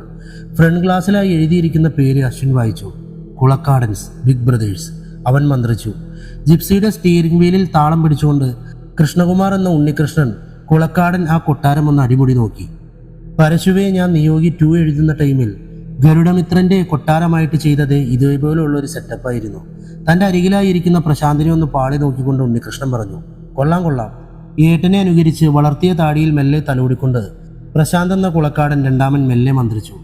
എന്തോ ഒരു സംശയം പോലെ പ്രശാന്ത് കാതു കൂർപ്പിച്ച് ചുറ്റും നോക്കി. പിന്നെ ഉണ്ണികൃഷ്ണന്റെ നേർക്ക് നോക്കി. എൻ്റെ ഇട്ടൂസേ, പെട്രോൾ വണ്ടിയാണ്. മാസ് എൻട്രി കാണിക്കാൻ ഇങ്ങനെ ഓണാക്കിയിട്ട് റേസ് ചെയ്യണ്ട. ജിപ്സിയാണ്, 4 കിലോമീറ്റർ മൈലേജ്. പ്രശാന്ത് പറഞ്ഞു. അതിന് വണ്ടി ഓഫാണടോ. കയ്യിലെ ചാവി ഉയർത്തിക്കാട്ടിക്കൊണ്ട് ഉണ്ണികൃഷ്ണൻ പറഞ്ഞു. പിന്നെ ഈ എൻജിൻ സ്റ്റാർട്ടായ ശബ്ദമോ? പ്രശാന്തിന്റെ സംശയം അതായിരുന്നു. അത് വണ്ടിയുടെ അല്ലടാ, ഈ തെണ്ടിയുടെയാ. പിന്നിൽ നിന്നും ക്രിസിന്റെ ശബ്ദമുയർന്നു. പിന്നിലേക്ക് തിരിഞ്ഞു നോക്കി ഇരുവരും ആ അവസ്ഥയിലും പൊട്ടിച്ചിരിച്ചുപോയി. മാസ് എൻട്രിക്ക് വന്ന മിസ്റ്റർ കുളക്കാടൻ ജൂനിയർ വായയിലൂടെ ഈത്ത ഒലിപ്പിച്ച് കമ്പിയിലേക്ക് ചാരിക്കിടന്ന് കൂർക്കം വലിച്ചുറങ്ങുന്ന സാക്ഷാൽ വിനായകൻ, അഖിൽ വിനായക്. ഇജാതി ശോകം അറിയാതെ പ്രശാന്ത് പറഞ്ഞുപോയി. ഏട്ടൻസ് ജിപ്സിയിലേക്ക് ചാടിക്കയറുമ്പോൾ ഇവൻ പറഞ്ഞ ഡയലോഗ് ഒന്ന് ഓർത്തു നോക്കിക്കേ. ക്രിസ് പറഞ്ഞു. ചോറ്റാനിക്കരയിലെ കുളക്കാട് വീട്ടിൽ 2 മണിക്കൂർ മുമ്പ് പോർച്ചിലേക്ക് ഇരച്ചു കയറി നിന്ന സാൻഡ്രോയുടെ ഡ്രൈവിംഗ് സീറ്റിൽ നിന്നും പുറത്തിറങ്ങുന്നത് പോലെ പ്രശാന്ത് ചാടിയിറങ്ങി. ഇരുവശത്തെ ഡോർ തുറന്ന് ക്രിസ്റ്റോയും. വീടിനു മുൻപിലെ ലൈറ്റ് തെളിഞ്ഞു. ഫ്രണ്ട് ഡോർ തുറന്ന് പച്ച ടീഷർട്ടും 3/4 ധരിച്ച് കുളക്കാടന്മാരുടെ ഉടയോൻ പുറത്തേക്ക് വന്നു. പുലി പോലെ വന്ന 2 അനിയന്മാരും പൂച്ചയ്ക്ക് സമം ഒന്ന് പതുങ്ങി. എന്നാടാ ഈ പാതിരാക്ക്? എന്നതാ സീൻ? വള്ളിയാണെന്നറിയാം, കൊണ്ടോ അതോ കൊടുത്തോ? കുളക്കാടന്റെ ചോദ്യം പ്രശാന്തിനോടായിരുന്നു. രണ്ടുമല്ല എട്ടൂസേ, ഒരു സഹായം ചെയ്യണമെന്ന് പറഞ്ഞ് അശ്വിൻ വിളിച്ചിരുന്നു. ഈ പാതിരാക്കോ? അടുത്ത ചോദ്യം ഉടനടി വന്നു. ആവശ്യം ജനുവിനാണ് എട്ടൂസേ. അശ്വിൻ, അവൻ എന്തോ വലിയ പ്രശ്നത്തിലാണ്. പറഞ്ഞത് വെച്ച് നോക്കുമ്പോൾ അവന്റെ ജീവൻ തന്നെ നഷ്ടമാകുന്ന പ്രശ്നം. പ്രശാന്ത് പറഞ്ഞു. നീ വലിച്ചു നീട്ടാതെ കാര്യം പറയൂ പരശു. കുളക്കാടൻ അസ്വാരസ്യതയോടെ പറഞ്ഞു. പ്രശാന്ത് അശ്വിൻ സംസാരിച്ച കാര്യങ്ങൾ ചുരുക്കിയും എന്നാൽ മനസ്സിലാകുന്ന രീതിയിലും വിശദീകരിച്ച് നൽകി. എല്ലാം കേട്ടുകഴിഞ്ഞപ്പോൾ ചിന്തയോടെ കുളക്കാടൻ തന്റെ താടിയിലൂടെ തടവിക്കൊണ്ടൊരു ചാൽ നടന്നു. പരശു, ഇത് നീ കരുതുന്ന പോലെ ചെറിയ കളിയാണെന്ന് എനിക്ക് തോന്നുന്നില്ല. ബുദ്ധിയും ശക്തിയും കൊണ്ട് വേണം ഇവിടെ ജയിക്കാൻ. നിന്റെ എടുത്തുചാട്ടം കൊണ്ട് എല്ലാം നേടാമെന്നുണ്ടോ? ചേട്ടന്റെ ചോദ്യത്തിന്റെ മുമ്പിൽ പ്രശാന്തിന്റെ തല കുനിഞ്ഞു. ഏട്ടൂസേ, കൂട്ടത്തിൽ ഒരുത്തൻ ഒരു പ്രശ്നത്തിൽ പെട്ട് കിടക്കുമ്പോൾ ഞാൻ വേറൊന്നും ചിന്തിച്ചില്ല. പ്രശാന്ത് നിരാശയോടെ പറഞ്ഞു. ഉണ്ണികൃഷ്ണൻ കനലെരിയുന്ന മിഴികളോടെ പ്രശാന്തിനെ നോക്കി. ആ നോട്ടം താങ്ങാനാവാതെ പ്രശാന്ത് മുഖം താഴ്ത്തി. ഇന്നോ ഇന്നലെയോ തുടങ്ങിയതല്ല പരശു ഇത്. നീ ഓരോ വള്ളിയിൽ ചെന്ന് ചാടും. തിരിച്ചു കയറ്റാൻ ഞാൻ വരണം. നിനക്കിത് മടുത്തോ ഇല്ലയോ എനിക്കറിയില്ല. എനിക്കിത് മടുത്തു പരശു. ഏട്ടൂസേ, ഈ ഒരു തവണ കൂടി സഹായിക്കാമെന്ന് വാക്ക് കൊടുത്തു പോയി. പ്രശാന്ത് കുനിഞ്ഞ ശിരസ് ഉയർത്താതെ പറഞ്ഞു. സഹായിച്ചല്ലേ പറ്റൂ, അനിയനായി പോയില്ലേ? ഉണ്ണികൃഷ്ണൻ പറഞ്ഞുകൊണ്ട് അകത്തേക്ക് നോക്കി. അക്കു, ചാവി. ആ ഏട്ടാ, ഇപ്പൊ കൊണ്ടുവരാം. അകത്തു നിന്നും മറുപടി വന്നു. അകത്തു നിന്നും താക്കോലുമായി അക്കു വരുന്നത് പ്രശാന്തും ക്രിസ്റ്റോയും കണ്ടു. ഏട്ടാ, അതാ ചാവി. കയ്യിലിരിക്കുന്ന താക്കോൽ ഉണ്ണികൃഷ്ണനെ നേരെ നീട്ടിക്കൊണ്ട് അക്കു പറഞ്ഞു. അക്കു, നിന്റെ ഏട്ടൻ കൊണ്ടുവന്ന പണി ഇത്തിരി കടുപ്പമാ. താക്കോൽ ഇതല്ല, ഗ്യാരേജിന്റെ താക്കോൽ വേണം, ഒപ്പം പടക്കുതിരയുടെ താക്കോലും. ഉണ്ണികൃഷ്ണൻ ഇത് പറയുമ്പോൾ അക്കുവിന്റെ മുഖത്ത് അത്ഭുതം കലർന്ന ഒരു ചിരി വിടർന്നു. പ്രശാന്തും ക്രിസ്റ്റോയും ഒരു ചിരിയോടെ മുഖാമുഖം നോക്കി. അകത്തേക്കൂടി അക്കു തിരിച്ചു വരുമ്പോൾ കയ്യിൽ 2 താക്കോലുണ്ടായിരുന്നു. അവനത് ഉണ്ണികൃഷ്ണന് നേർക്ക് എറിഞ്ഞു നൽകി. നിസ്സാരമായി അത് പിടിച്ചെടുത്തുകൊണ്ട് അയാൾ പുറത്തിറങ്ങി. പിന്നാലെ രാജാവിന് പിന്നാലെ പടയാളികളെ പോലെ അനിയന്മാരും. King, Kulakkadan and brothers. ഗ്യാരേജിന്റെ ഷട്ടർ കുളക്കാടൻ ഉയർത്തി. അകത്തെ ലൈറ്റ് തെളിഞ്ഞു. അകത്ത് പടുതയിട്ട് മൂടിയിരുന്ന ഒരു വസ്തു മൂരം കണ്ടു. കുളക്കാടൻ ആ പടുത വലിച്ചു മാറ്റി. അവിടെ അവരുടെ പടക്കുതിര തെളിഞ്ഞു. ചുവപ്പിൽ സുന്ദരിയായി കുളക്കാടന്മാരുടെ പടക്കുതിര. ചില്ലിൽ കൊമ്പന് നെറ്റിപ്പട്ടം പോലെ ആ പേര്, കിങ് കുളക്കാടൻ. കേരള, ഉണ്ണികൃഷ്ണൻ ആജ്ഞാപിച്ചു. ഫ്രണ്ടിലെ ലെഫ്റ്റ് സൈഡ് ഡോർ തുറന്ന പ്രശാന്ത് കയറി. ഡ്രൈവിംഗ് സീറ്റിൽ ഉണ്ണികൃഷ്ണനും പിന്നിൽ ക്രിസ്റ്റോയും. അപ്പോഴാണ് മൂവരും അത് കണ്ടത്. 3/4 ഇട്ടുകൊണ്ട് അകത്തേക്ക് പോയ അക്കു തിരിച്ചു വന്നിരിക്കുന്നത് ഒരു ഡബിൾ മുണ്ടും ഷർട്ടും ധരിച്ചാണ്. എന്നതാടാ ഇത്? നീ എന്നെ അമ്പലത്തിൽ പോവുകയാണോ? പ്രശാന്ത് ചോദിച്ചു. നമ്മൾ മലയാളീസിന് മാസ് കാണിക്കാൻ മുണ്ടാണ് ഏട്ടാ ബെസ്റ്റ്. ഇതും മടക്കി കുത്തി അവിടെ ചെന്നിറങ്ങുമ്പോൾ ഏട്ടന്മാർ കണ്ടോ? അല്ലടാ ക്രിസ്സേ, അക്കു പറഞ്ഞു. ഞാനൊന്നും പറയുന്നില്ല. ക്രിസ് അക്കുവിനെ ജിപ്സിയിലേക്ക് കയറാൻ സഹായിച്ചുകൊണ്ട് പറഞ്ഞു. ഒരുവിധം ഡയലോഗും അടിച്ചുകൊണ്ട് വന്നവനാണ് ഈത്തയും ഒലിപ്പിച്ച് കിടക്കുന്നത്. നല്ല മാസ്. ഉണ്ണികൃഷ്ണൻ പിറുപിറുത്തു. ആ കുടക്കമ്പി എഴുന്നേറ്റേടാ. പ്രസാദ് അവൻ്റെ തലക്കിട്ട് ഒരു കൊട്ടു കൊടുത്തുകൊണ്ട് പറഞ്ഞു. ഏട്ടാ, ഈ ബഹ്റൈൻ പാകിസ്ഥാനിലാണോ അതോ രാജസ്ഥാനിലോ? അക്കു ഉണരാതെ പിറുപിറുത്തു. അല്ലടാ മൈ നേരെ മോനെ, ഉസ്പാകിസ്ഥാനില്. എണീറ്റ് വാടാ വധൂരി. ബോട്ടിൽ റെസ്റ്റിൽ വെച്ചിരുന്ന മിനറൽ വാട്ടർ അവൻ്റെ മുഖത്തേക്ക് ഒഴിച്ചുകൊണ്ടാണ് ഉണ്ണികൃഷ്ണൻ അത് പറഞ്ഞത്. ഏട്ടാ മഴ പഴുതയിട്ടോ. അക്കു ചാടി എഴുന്നേറ്റ് അലറി. തൻ്റെ നേർക്ക് നോക്കിയിരിക്കുന്ന 4 മുഖങ്ങൾ കണ്ടപ്പോഴാണ് അബദ്ധം പറ്റിയെന്ന കാര്യം അവന് മനസ്സിലായത്. ഒരു ചമ്മിയ ചിരി അവൻ്റെ മുഖത്ത് വിടർന്നു. ചെറുതായിട്ട് ഉറങ്ങിപ്പോയെന്ന് തോന്നുന്നു അല്ലേ? അക്കു ചോദിച്ചു. ഇതാണോ ചെറിയ ഉറക്കം? ഒന്നിറങ്ങി വന്നടാ കുരിപ്പേ, ക്രിസ്റ്റോ വണ്ടിയിൽ നിന്നും ചാടി ഇറങ്ങുമ്പോൾ പറഞ്ഞു. നോ, കുളക്കാടൻ മാസ് വിട്ടൊരു കളിക്ക് നിൽക്കില്ല. ലാലേട്ടൻ സ്റ്റൈലിൽ മുണ്ടിൻ്റെ ഒരു തല വലത് കൈയിൽ ഉയർത്തിപ്പിടിച്ചുകൊണ്ട് അവൻ വണ്ടിയിൽ നിന്നും ചാടിയിറങ്ങി. 2 സ്റ്റെപ്പ് നടന്നതേ കാണൂ. പിരിമുറുക്കം സൃഷ്ടിക്കുന്ന അവസ്ഥയിലായിരുന്നിട്ട് പോലും അശ്വിൻ വരെ ആ അവസ്ഥയിൽ ചിരിച്ചുപോയി. അരയിൽ നിന്നും മുണ്ട് അഴിഞ്ഞു പോയതുപോലും അറിയാതെ കോത്തലയും കയ്യിലേന്തി സ്വയം സ്ലോ മോഷനിൽ നടക്കുന്ന സാക്ഷാൽ ചിന്ന കുളക്കാടൻ. അക്കു മുണ്ട് ക്രിസ്റ്റോ വിളിച്ചു പറഞ്ഞു. ശേ, തലയിരിക്കുമ്പോൾ വാലാടണോ? ഏട്ടന്മാർ മിണ്ടിയാ മതി. അതല്ലടാ നാറി, നിന്റെ മുണ്ട് പോയെന്ന്. ക്രിസ്റ്റോയാണത് പറഞ്ഞത്. അക്കു അപ്പോളാണത് കണ്ടത്. നിലത്തെഴിയുന്ന മുണ്ട് ഉയർത്തിപ്പിടിച്ച് അവൻ വട്ടം ചുറ്റി. അതെ ഏട്ടൻസ്, മുണ്ട് പോയിട്ടോ, ഇതൊന്ന് ഉടുപ്പിച്ചു തരാമോ? എടുത്ത് തലയിൽ ചുറ്റിക്കോ, കളഞ്ഞിട്ട് വാട കോപ്പേ. ഉണ്ണികൃഷ്ണൻ അക്കുവിനോടായി പറഞ്ഞുകൊണ്ട് അവനെ കടന്ന് മുൻപോട്ട് നീങ്ങി. ഇജ്ജാതി മാസം എൻ്റെ ലൈഫിൽ ആദ്യമായി കാണുവാക്കുവേ. കൊലമാസല്ല അതുക്കും മേലെ, പ്രശാന്ത് അവനെ നോക്കി പറഞ്ഞു. ശവത്തിൽ കുത്തല്ലേ ഏട്ടാ. അക്കു മുണ്ട് മടക്കി കുത്തി ജിപ്സിയിലേക്ക് എറിഞ്ഞുകൊണ്ട് പറഞ്ഞു. അശ്വിൻ മുറ്റത്തേക്ക് ഇറങ്ങി വന്നു. എന്താടാ ശരിക്കും പ്രശ്നം? ഉണ്ണികൃഷ്ണൻ അവനോട് ചോദിച്ചു. അശ്വിൻ സംഭവങ്ങൾ വിശദീകരിക്കുന്നത് ക്രിസ്റ്റോയും അക്കുവും ഉണ്ണികൃഷ്ണനും കേട്ടുകൊണ്ടിരിക്കുകയാണ്. പ്രശാന്ത് മൊബൈലിൽ ഫ്ലാഷ് ലൈറ്റ് തെളിച്ചുകൊണ്ട് മുറ്റത്തെ കൂടി നടന്നു. പിന്നീട് നിലത്തേക്ക് കുനിഞ്ഞ് എന്തോ നോക്കി. ഏട്ടൂസേ, ഇങ്ങോട്ട് വന്നേ. പ്രശാന്തിന്റെ വിളി കേട്ട് 4 പേരും തിരിഞ്ഞു. എന്താടാ? ഉണ്ണികൃഷ്ണൻ വിളിച്ചു ചോദിച്ചു. ഇത് നോക്കി ഏട്ടൂസേ, ഇത് എങ്ങനെയാ വന്നത്? പ്രശാന്ത് ചോദിച്ചത് കേട്ട് 4 പേരും അവൻ്റെ അടുത്തേക്ക് നടന്നു. Mister John Felix, mister Sivaprasad and mister Anand Prabhakar. കളമറിഞ്ഞു കളിക്കാൻ കഴിവുള്ള കൊമ്പന്മാർ എനിക്ക് മുമ്പിൽ വൈതരണിയിൽ നിന്നും പുറത്തു കടക്കാനുള്ള നൂലിട്ട് തന്നു. ഒപ്പം എനിക്ക് മുമ്പിൽ ഭയത്തിൻ്റെ മരണത്തിൻ്റെ അവസാന വാക്കായി ആടിയ ശിവാങ്കന എന്ന രക്തരക്ഷസിൻ്റെ തലയിലടിക്കാൻ മന്ത്രിച്ച ആടിയും. പക്ഷേ മിസ്റ്റർ ജോൺ ഫിലിക്സ്, എനിക്കറിയേണ്ടത് ഇതൊന്നുമല്ല. നിങ്ങളുടെ വലത് കൈയിലെ മോതിര വിരലിൽ കിടന്ന ഈ വജ്രമോതിരം എങ്ങനെ ഒരിക്കലും തുറക്കാത്ത ആ നിലവറയിൽ വന്നു എന്നതാണ്. അശ്വിൻ്റെ ചോദ്യത്തിന് ജോൺ ഫിലിക്സ് മറുപടി പറഞ്ഞത് അവൻ്റെ തിരുനെറ്റിക്ക് നേരെ ഒരു പിസ്റ്റൾ നീട്ടിക്കൊണ്ടാണ്. ഉത്തരങ്ങൾ നിനക്ക് അറിയാമല്ലോ അശ്വിൻ. ഉത്തരങ്ങൾ അറിയാവുന്ന ചോദ്യങ്ങൾ ഒരിക്കലും ചോദ്യങ്ങൾ സൃഷ്ടിച്ചവനോട് ചോദിക്കരുത്. ജോൺ ഫിലിക്സ് മന്ത്രിച്ചു. അയാളുടെ വിരൽ ട്രിഗറിലേക്ക് നീങ്ങുന്നത് അശ്വിൻ കണ്ടു. ജോൺ, നമുക്കൊരു വലിയ തെറ്റുപറ്റി. ഇവനെ, ഈ അപസർപ്പകനെ അണ്ടർസ്റ്റിമേറ്റ് ചെയ്തു. ഇത്രയും റിസ്ക് എടുത്ത് ഇതുപോലെ ഒരു സ്ഥലം കണ്ടെത്തി 1 വർഷം കൊണ്ടൊരു ലാബ് സെറ്റ് ചെയ്ത് നമ്മൾ വികസിപ്പിച്ചു കൊണ്ടുവന്ന ഒരു കഥ വിപുലീകരിക്കാൻ ഇങ്ങനെ ഒരുത്തൻ്റെ ആവശ്യമുണ്ടായിരുന്നോ? സിനിമയുടെ മറവിൽ നമ്മൾ കർണാടകയിലും ആന്ധ്രയിലും തമിഴ്നാട്ടിലും ചെയ്ത അതേ പ്ലാൻ ഇവിടെയും ചെയ്താൽ മതിയായിരുന്നു. ഇനി ഇവൻ പുറം ലോകം കണ്ടാൽ നമ്മുടെ ലൈഫ് അത് ഇരുമ്പഴിക്കുള്ളിൽ അവസാനിക്കും. അതുകൊണ്ട് ശിവാങ്കനയുടെ അക്കൗണ്ടിൽ ഒരു മരണം കൂടി നമ്മുടെ വക. പിന്നിൽ നിന്നും ശിവകുമാറിന്റെ ശബ്ദം അശ്വിൻ കേട്ടു. അശ്വിൻ്റെ മുഖത്ത് നിന്ന് കണ്ണുകൾ പറിക്കാതെ ജോൺ ഫെലിക്സ് നിന്നു. അയാൾക്ക് അവൻ്റെ ഭാവം ശരിക്കും അത്ഭുതമാണ് സമ്മാനിച്ചത്. മരണത്തിൻ്റെ പ്രതീകമെന്നോണം ഒരു തോക്കിൻകുഴൽ തിരുനെറ്റിയിൽ കുത്തി നിൽക്കുമ്പോഴും കണ്ണിൽ ഭയമില്ല. കണ്ണുകളിൽ പോലും തെളിയുന്ന ചിരി, ചുണ്ടിൽ പുച്ഛം കലർന്ന പുഞ്ചിരി. നിനക്കെന്തെങ്കിലും പ്ലാനുണ്ടോ അശ്വിൻ? ജോൺ ഫെലിക്സ് പുച്ഛത്തോട് ചോദിച്ചു. ഷുവർ ഡോക്ടർ, എനിക്കൊരു പ്ലാനുണ്ട്. ഞാനിവിടെ വന്നത് ശിവാങ്കനയുടെ കഥ എഴുതാനാണ്. ഇത് അവളുടെ മണ്ണാണ്, അവൾക്ക് നേരിട്ട ചതി. ഒരു പെണ്ണെന്ന നിലയിൽ അവൾ അനുഭവിക്കേണ്ടി വന്ന യാതനകൾ, അപമാനം എല്ലാം പുറം ലോകത്തെ അറിയിക്കാനാണ് ഞാൻ വന്നത്. അവൾക്ക് വേണ്ടി അവളിലേക്ക് വന്ന എന്നെ അവൾ രക്ഷിക്കും, അശ്വിൻ വീറോടെ പറഞ്ഞു. അടുത്ത നിമിഷം ജോൺ ഫെലിക്സ് ഉറക്കെ പൊട്ടിച്ചിരിച്ചു. Good hope Ashwin, good hope. നാടും നാട്ടുകാരും മാറി തുടങ്ങി. ഒരു വാമൊഴിപ്പാട്ടിനെ പൊടി തട്ടി പുറത്തെടുത്ത് ഞങ്ങളാണ്. ആ ഞങ്ങളുണ്ടാക്കിയ ശിവാങ്കന നിന്നെ രക്ഷിക്കാൻ വരുമെന്നുള്ള നിന്റെ പ്രതീക്ഷ. His was really a good hope Ashwin. Come on show me Ashwin. നിന്റെ രക്ഷകയെ ശിവാങ്കനയെ ഞങ്ങളെ കൂടി ഒന്ന് കാണിക്ക്, ശിവപ്രസാദ് പറഞ്ഞു. വിളിക്കൂ അശ്വിൻ, കാണട്ടെ നിന്റെ ശിവാങ്കനയെ. ആനന്ദ് ശിവപ്രസാദിനെ സപ്പോർട്ട് ചെയ്തുകൊണ്ട് പറഞ്ഞു. ശിവാങ്കന! അശ്വിൻ ഉറക്കെ അലറി. അടുത്ത നിമിഷം തുറന്നു കിടന്ന ചന്ദ്രമംഗലം മനയുടെ വാതിൽ ശക്തിയായി അകത്തേക്ക് തുറന്നു. പുറത്തു നിന്നും ശക്തമായ കാറ്റ് അകത്തേക്ക് അടിച്ചു കയറി. ഒപ്പം ഭീതിജനകമായ ഒരു മുരൾച്ച എങ്ങും നിന്നൊക്കെയോ ആ മനയുടെ പല ഭാഗങ്ങളിലായി മുഴങ്ങിക്കേട്ടു. ഒരു സ്ത്രീയുടെ ഇറുമ്മൽ പോലെയുള്ള ഒരു ശബ്ദം, ചെന്നായ്ക്കളുടെ ഓരിയിടൽ ശബ്ദം. ആ ശബ്ദത്തിന് അകമ്പടി സേവിച്ച് പുറത്തുനിന്നും അകത്തേക്ക് കുതിച്ചു വന്ന പുകമഞ്ഞിന് കരിഞ്ഞ മുടിയുടെ ഗന്ധമായിരുന്നു. കാണാൻ കാത്തിരുന്നവൾ വരുന്നുണ്ട് ഗൈസ്. ശിവാങ്കന. അശ്വിൻ മന്ത്രിക്കുന്നത് മൂവരും കേട്ടു. പുകമഞ്ഞിൽ കണ്ണഞ്ചിപ്പിക്കുന്ന ഒരു പ്രകാശം തെളിഞ്ഞു. അതുവഴി ഒരു സ്ത്രീരൂപം തെളിഞ്ഞു വന്നു. അവളുടെ കയ്യിൽ കോർത്തു പിടിച്ചൊരു കുട്ടി. ആ രൂപത്തിന് പിന്നിൽ നിന്നും ഒരു പറ്റം ചെന്നായ്ക്കൾ ഇരുവശത്തായി നിരന്നു. ശിവ, അരവിന്ദ്, ഇത് നമ്മൾ സെറ്റ് ചെയ്ത ടീമല്ലേ? I think it's real. John ഫെലിക്സിന്റെ വാക്കുകൾ വിറച്ചു. ഷൂട്ട് ഹിം, ശിവപ്രസാദ് അലറി. അശ്വിന്റെ തലയിൽ കുത്തി നിർത്തിയിരുന്ന പിസ്റ്റൾ ജോൺ ഫെലിക്സ് ആ രൂപത്തിന് നേർക്ക് ചൂണ്ടി. അയാൾ ട്രിഗറിൽ വിരലമർത്താൻ തുനിഞ്ഞതും പിന്നിൽ നിന്നും ഇരയുടെ മേലേക്ക് പുലി പായുന്ന പോലെ ഒരു രൂപം കുതിച്ചു വന്നു. ജോൺ ഫെലിക്സുമായി ആ രൂപം പുകമഞ്ഞിലേക്ക് മറിഞ്ഞു. വീണെടുത്ത് നിന്ന് എഴുന്നേൽക്കാൻ തുനിഞ്ഞ ജോൺ ഫെലിക്സിന്റെ തൊണ്ടയിൽ ഒരു അർത്ഥനാദം വന്നു കുരുങ്ങി. ഒരു നായ്ക്ക് സമം തൻ്റെ മാറിൽ പദമൂന്നി നിൽക്കുന്ന ഒരു ഭീകര രൂപം. നീണ്ട നാവിൽ നിന്നും തൻ്റെ ശരീരത്തിലേക്ക് ഇറ്റിറ്റു വീഴുന്ന ചോരത്തുള്ളികൾ.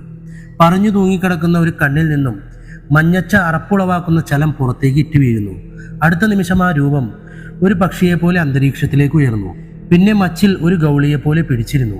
അപ്പോഴും ആ രൂപത്തിന്റെ മിഴികൾ തൻ്റെ ഓരോ നീക്കങ്ങളും നിരീക്ഷിക്കുകയാണ്. ആ തിരിച്ചറിവിൽ ജോൺ ഫെലിക്സ് നടുങ്ങി വിറച്ചു. ശിവ, വെടിവെക്കവളെ! ജോൺ ഫെലിക്സ് അലറി. ശിവപ്രസാദ് അരയിൽ നിന്നും പിസ്റ്റൾ വലിച്ചൂരിയതും ഇരുളിൽ നിന്നും പാറി വന്ന ഒരു ഇരുമ്പുവടി അയാളുടെ തോക്ക് പിടിച്ച വലങ്കയിൽ ഊക്കോടെ വന്ന് പതിച്ചു. ഞങ്ങൾക്ക് കൂടി ഒരു ചാൻസ് തരുവോ അണ്ണാ? ഇരുളിൽ നിന്നും കട്ടത്താടി വെച്ച ഉയരമുള്ള ഒരാൾ കടന്നു വന്നു. അപസർപ്പകത്തിന്റെ സ്വന്തം നിയോഗി, ബിഗ് ബ്രദേഴ്സിന്റെ തലയെടുപ്പുള്ള കൊമ്പൻ, കുളക്കാടൻസിന്റെ അധിപൻ ഉണ്ണികൃഷ്ണൻ. പ്രേതങ്ങളൊക്കെ കോമഡിയല്ല ചേട്ടാ. ഇവിടെ ഒരു ബോഡിയിൽ 10 പേരെ കയറ്റിയ നമ്മുടെ അടുത്ത് അവൻ്റെ അമ്മയും കുഞ്ഞും. പ്രേതങ്ങളെ ഹോൾസെയിലായി മാർക്കറ്റ് ചെയ്യുന്ന ഞങ്ങളുടെ അടുത്ത് ഇജ്ജാതി വരട്ടെ. ഇത് ബിഗ് ബ്രദേഴ്സാണ് മക്കളെ. ഇപ്പോൾ കണ്ടത് ട്രെയിലർ. മെയിൻ ഫിലിം കാണണ്ടേ? Let's on. ഉണ്ണികൃഷ്ണന്റെ പിന്നിൽ നിന്നും ഉറക്കെ വിളിച്ചു പറഞ്ഞുകൊണ്ട് ഇരുനിറമുള്ള മെലിഞ്ഞ് പൊക്കം കുറഞ്ഞൊരു യുവാവ് കടന്നു വന്നു. കുളക്കാടന്മാരിലെ രണ്ടാമൻ പ്രശാന്ത്. അടുത്ത നിമിഷം മനയ്ക്കുള്ളിൽ പകൽ പോലെ പ്രകാശം വരുന്നു. ഡോർ കടന്ന് അലക്സ് ജോൺ കടന്നു വന്നു. കൂട്ടത്തിൽ കൂടി നന്നായിട്ട് പണിയാമെന്ന് കരുതിയല്ലടാ പുന്നാര മക്കളെ. ഞങ്ങളൊരു കിണറ്റിൽ കുടുങ്ങിയ തവളകളാണെന്ന് നീയൊക്കെ കരുതി. പക്ഷെ നല്ല ഒന്നാന്തരം ക്രൈം സ്റ്റോറികൾ ചെയ്ത് അതിൽ വായനക്കാർ ജന്മത്ത് വിചാരിക്കാത്ത ട്വിസ്റ്റുകൾ കൊണ്ടുവരുന്നവരാണ് ഞങ്ങൾ. ആ ഞങ്ങൾക്കിട്ടൊരു പഴങ്കഥയുടെ ഉമ്മാക്കി വേഷം കെട്ടിച്ച ഒരു ടീമിനെയും ഇറക്കി ഉണ്ടാക്കി കളയാമെന്ന് കരുതിയോടാ. അലക്സ് ജോൺ പറഞ്ഞു നിർത്തിയതും ശിവകുമാറിന്റെ കരണം പൊത്തി ഒരെണ്ണം കൊടുത്തു. മച്ചാൻ കഥ അറിയാതെ വാ പൊളിച്ച് നിൽക്കുക അച്ചായോ. നടന്നത് എന്താണെന്നൊന്ന് വ്യക്തമാക്ക്. പ്രശാന്തിന്റെ അടുത്ത് നിന്ന് അഖിൽ വിനായക് വിളിച്ചു പറഞ്ഞു. അച്ചായന്റെ മുഖത്ത് വിടർന്നു നിന്നത് ഒരു ചിരിയായിരുന്നു. പണ്ട് ഞാൻ ഗില്ലറ്റിന് എഴുതുന്ന ടൈമിലാണ് ശിവകുമാർ എന്ന ഐഡി എൻ്റെ ഇൻബോക്സിൽ വരുന്നത്. കഥയെ പുകഴ്ത്തി തുടങ്ങിയ സംസാരം മുടക്കം ഒരു സിനിമയിൽ ചെന്ന് നിന്നു. ഒരിക്കലൊരു സിനിമയുടെ ഭാഗമായി ആ ഫീൽഡ് മടുത്ത് ഉപേക്ഷിച്ചു പോന്ന എനിക്ക് ആ പ്രലോഭനം ഒരു നേരം പോക്കായാണ് തോന്നിയത്. പിന്നീട് വർഷങ്ങൾക്ക് ശേഷം അതേ ആവശ്യവുമായി നിങ്ങൾ വീണ്ടും എന്നെ തേടി വന്നപ്പോൾ എനിക്കാദ്യം ഓർമ്മ വന്നത് ഗ്രൂപ്പിൽ സിനിമ എന്ന മോഹവുമായി നടക്കുന്ന അശ്വിനെയാണ്. അവനെ നിങ്ങൾക്ക് സജസ്റ്റ് ചെയ്തതും ഞാൻ തന്നെയാണ്. പക്ഷെ പറഞ്ഞു പഴകിയ ഒരു പ്രേതകഥയുടെ ചുവട് പിടിച്ച് നിങ്ങളിങ്ങനെ ഒരു കളിക്കിറങ്ങിയപ്പോൾ നിങ്ങൾക്ക് പിഴച്ചത് സ്വയം ഒരു ഡിറ്റക്റ്റീവിനെ മനസ്സിലൊളിപ്പിച്ച ഒരു അപസർപ്പക സാഹിത്യകാരനെ നിങ്ങൾ ഈ കളിക്കിറക്കി. ഒപ്പം ഭയത്താൽ ഒരിക്കലും അവൻ തുറക്കില്ല എന്ന് വിശ്വസിച്ച നിലവറ നിങ്ങളുണ്ടാക്കിയ ഭയത്താൽ അശ്വിൻ തുറന്നെടുത്തുമാണ്. ബാക്കി നടന്നത് അശ്വിൻ പറയും. അലക്സ് ജോൺ അശ്വിനെ നേരെ നോക്കി. ശിവകുമാറും അരവിന്ദനും ജോൺ ഫെലിക്സും അശ്വിൻ്റെ വാക്കുകൾ കാതോർത്ത് നിൽക്കുകയാണ്. അശ്വിൻ്റെ നോട്ടം ജോൺ ഫെലിക്സിൻ്റെ നേർക്ക് നീണ്ടു. നോക്കണ്ട മിസ്റ്റർ ജോൺ ഫെലിക്സ്, ഇത് നിങ്ങളുടെ വലങ്കയുടെ മോതിരവിരലിൽ കിടന്ന അതേ ജന്മനക്ഷത്രം പതിപ്പിച്ച മോതിരമാണ്. ഇതെനിക്ക് കിട്ടിയത് ആരും ഒരിക്കലും കണ്ടുപിടിക്കില്ല എന്ന വിശ്വാസത്തിൽ നിങ്ങളൊരു ബന്ധനത്തിൻ്റെയും പ്രേതകഥയുടെയും മറയിൽ ആ നിലവറയ്ക്കുള്ളിൽ സെറ്റ് ചെയ്ത ഓപ്പറേഷൻ തിയേറ്ററിൽ നിന്നുമാണ്. അവിടെ സ്പിരിറ്റിനുള്ളിൽ ഞാൻ കണ്ട ഹ്യൂമൻ ഓർഗൻസ്, ഒപ്പം ബുദ്ധിപരമായി കുളത്തിൻ്റെ അടിയിൽ നിന്നും നിലവറയിലേക്ക് നിങ്ങൾ നിർമ്മിച്ച തുരങ്കം. ഇത് നിങ്ങളുടെ ബിസിനസ്സാണ്. ഇതിലേക്ക് എന്തിന് നിങ്ങൾ എന്നെ വലിച്ചിട്ടു? അശ്വിൻ വളരെ ദേഷ്യത്തോടെ വിറച്ചുകൊണ്ട് പറഞ്ഞു.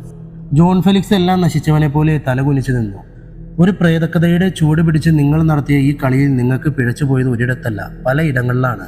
ഒന്ന്, ആദ്യമായി എന്നെ ഭയപ്പെടുത്താൻ കാറിൻ്റെ മുകളിൽ മുടി വിരിച്ചപ്പോൾ അന്ന് വണ്ടിയുടെ സൈഡ് ഗ്ലാസിൽ ഉടക്കിപ്പോയ മുടിയിഴകൾ ഞാൻ ടെസ്റ്റ് ചെയ്തു. അത് ഫൈബർ ഉപയോഗിച്ച് ചെയ്ത കൃത്രിമ മുടിയാണെന്ന റിസൾട്ടും കിട്ടി. ഫൈബർ മുടി വെച്ച് നടക്കുന്ന ഏത് യക്ഷിയാണ് മിസ്റ്റർ ജോൺ ഫെലിക്സ് നാട്ടിലുള്ളത്?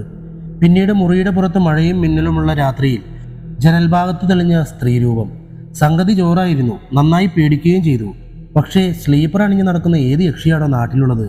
അശ്വിൻ്റെ ചോദ്യത്തിൽ ഉത്തരം നൽകാനാവാതെ മൂവരും ഉഴറി. ഇനി ഇവിടെ എന്തൊക്കെയാണ് നടന്നതെന്നും ഇതിൻ്റെ സീക്രട്സും അറിയണ്ടേ സിനിമക്കാർക്ക്?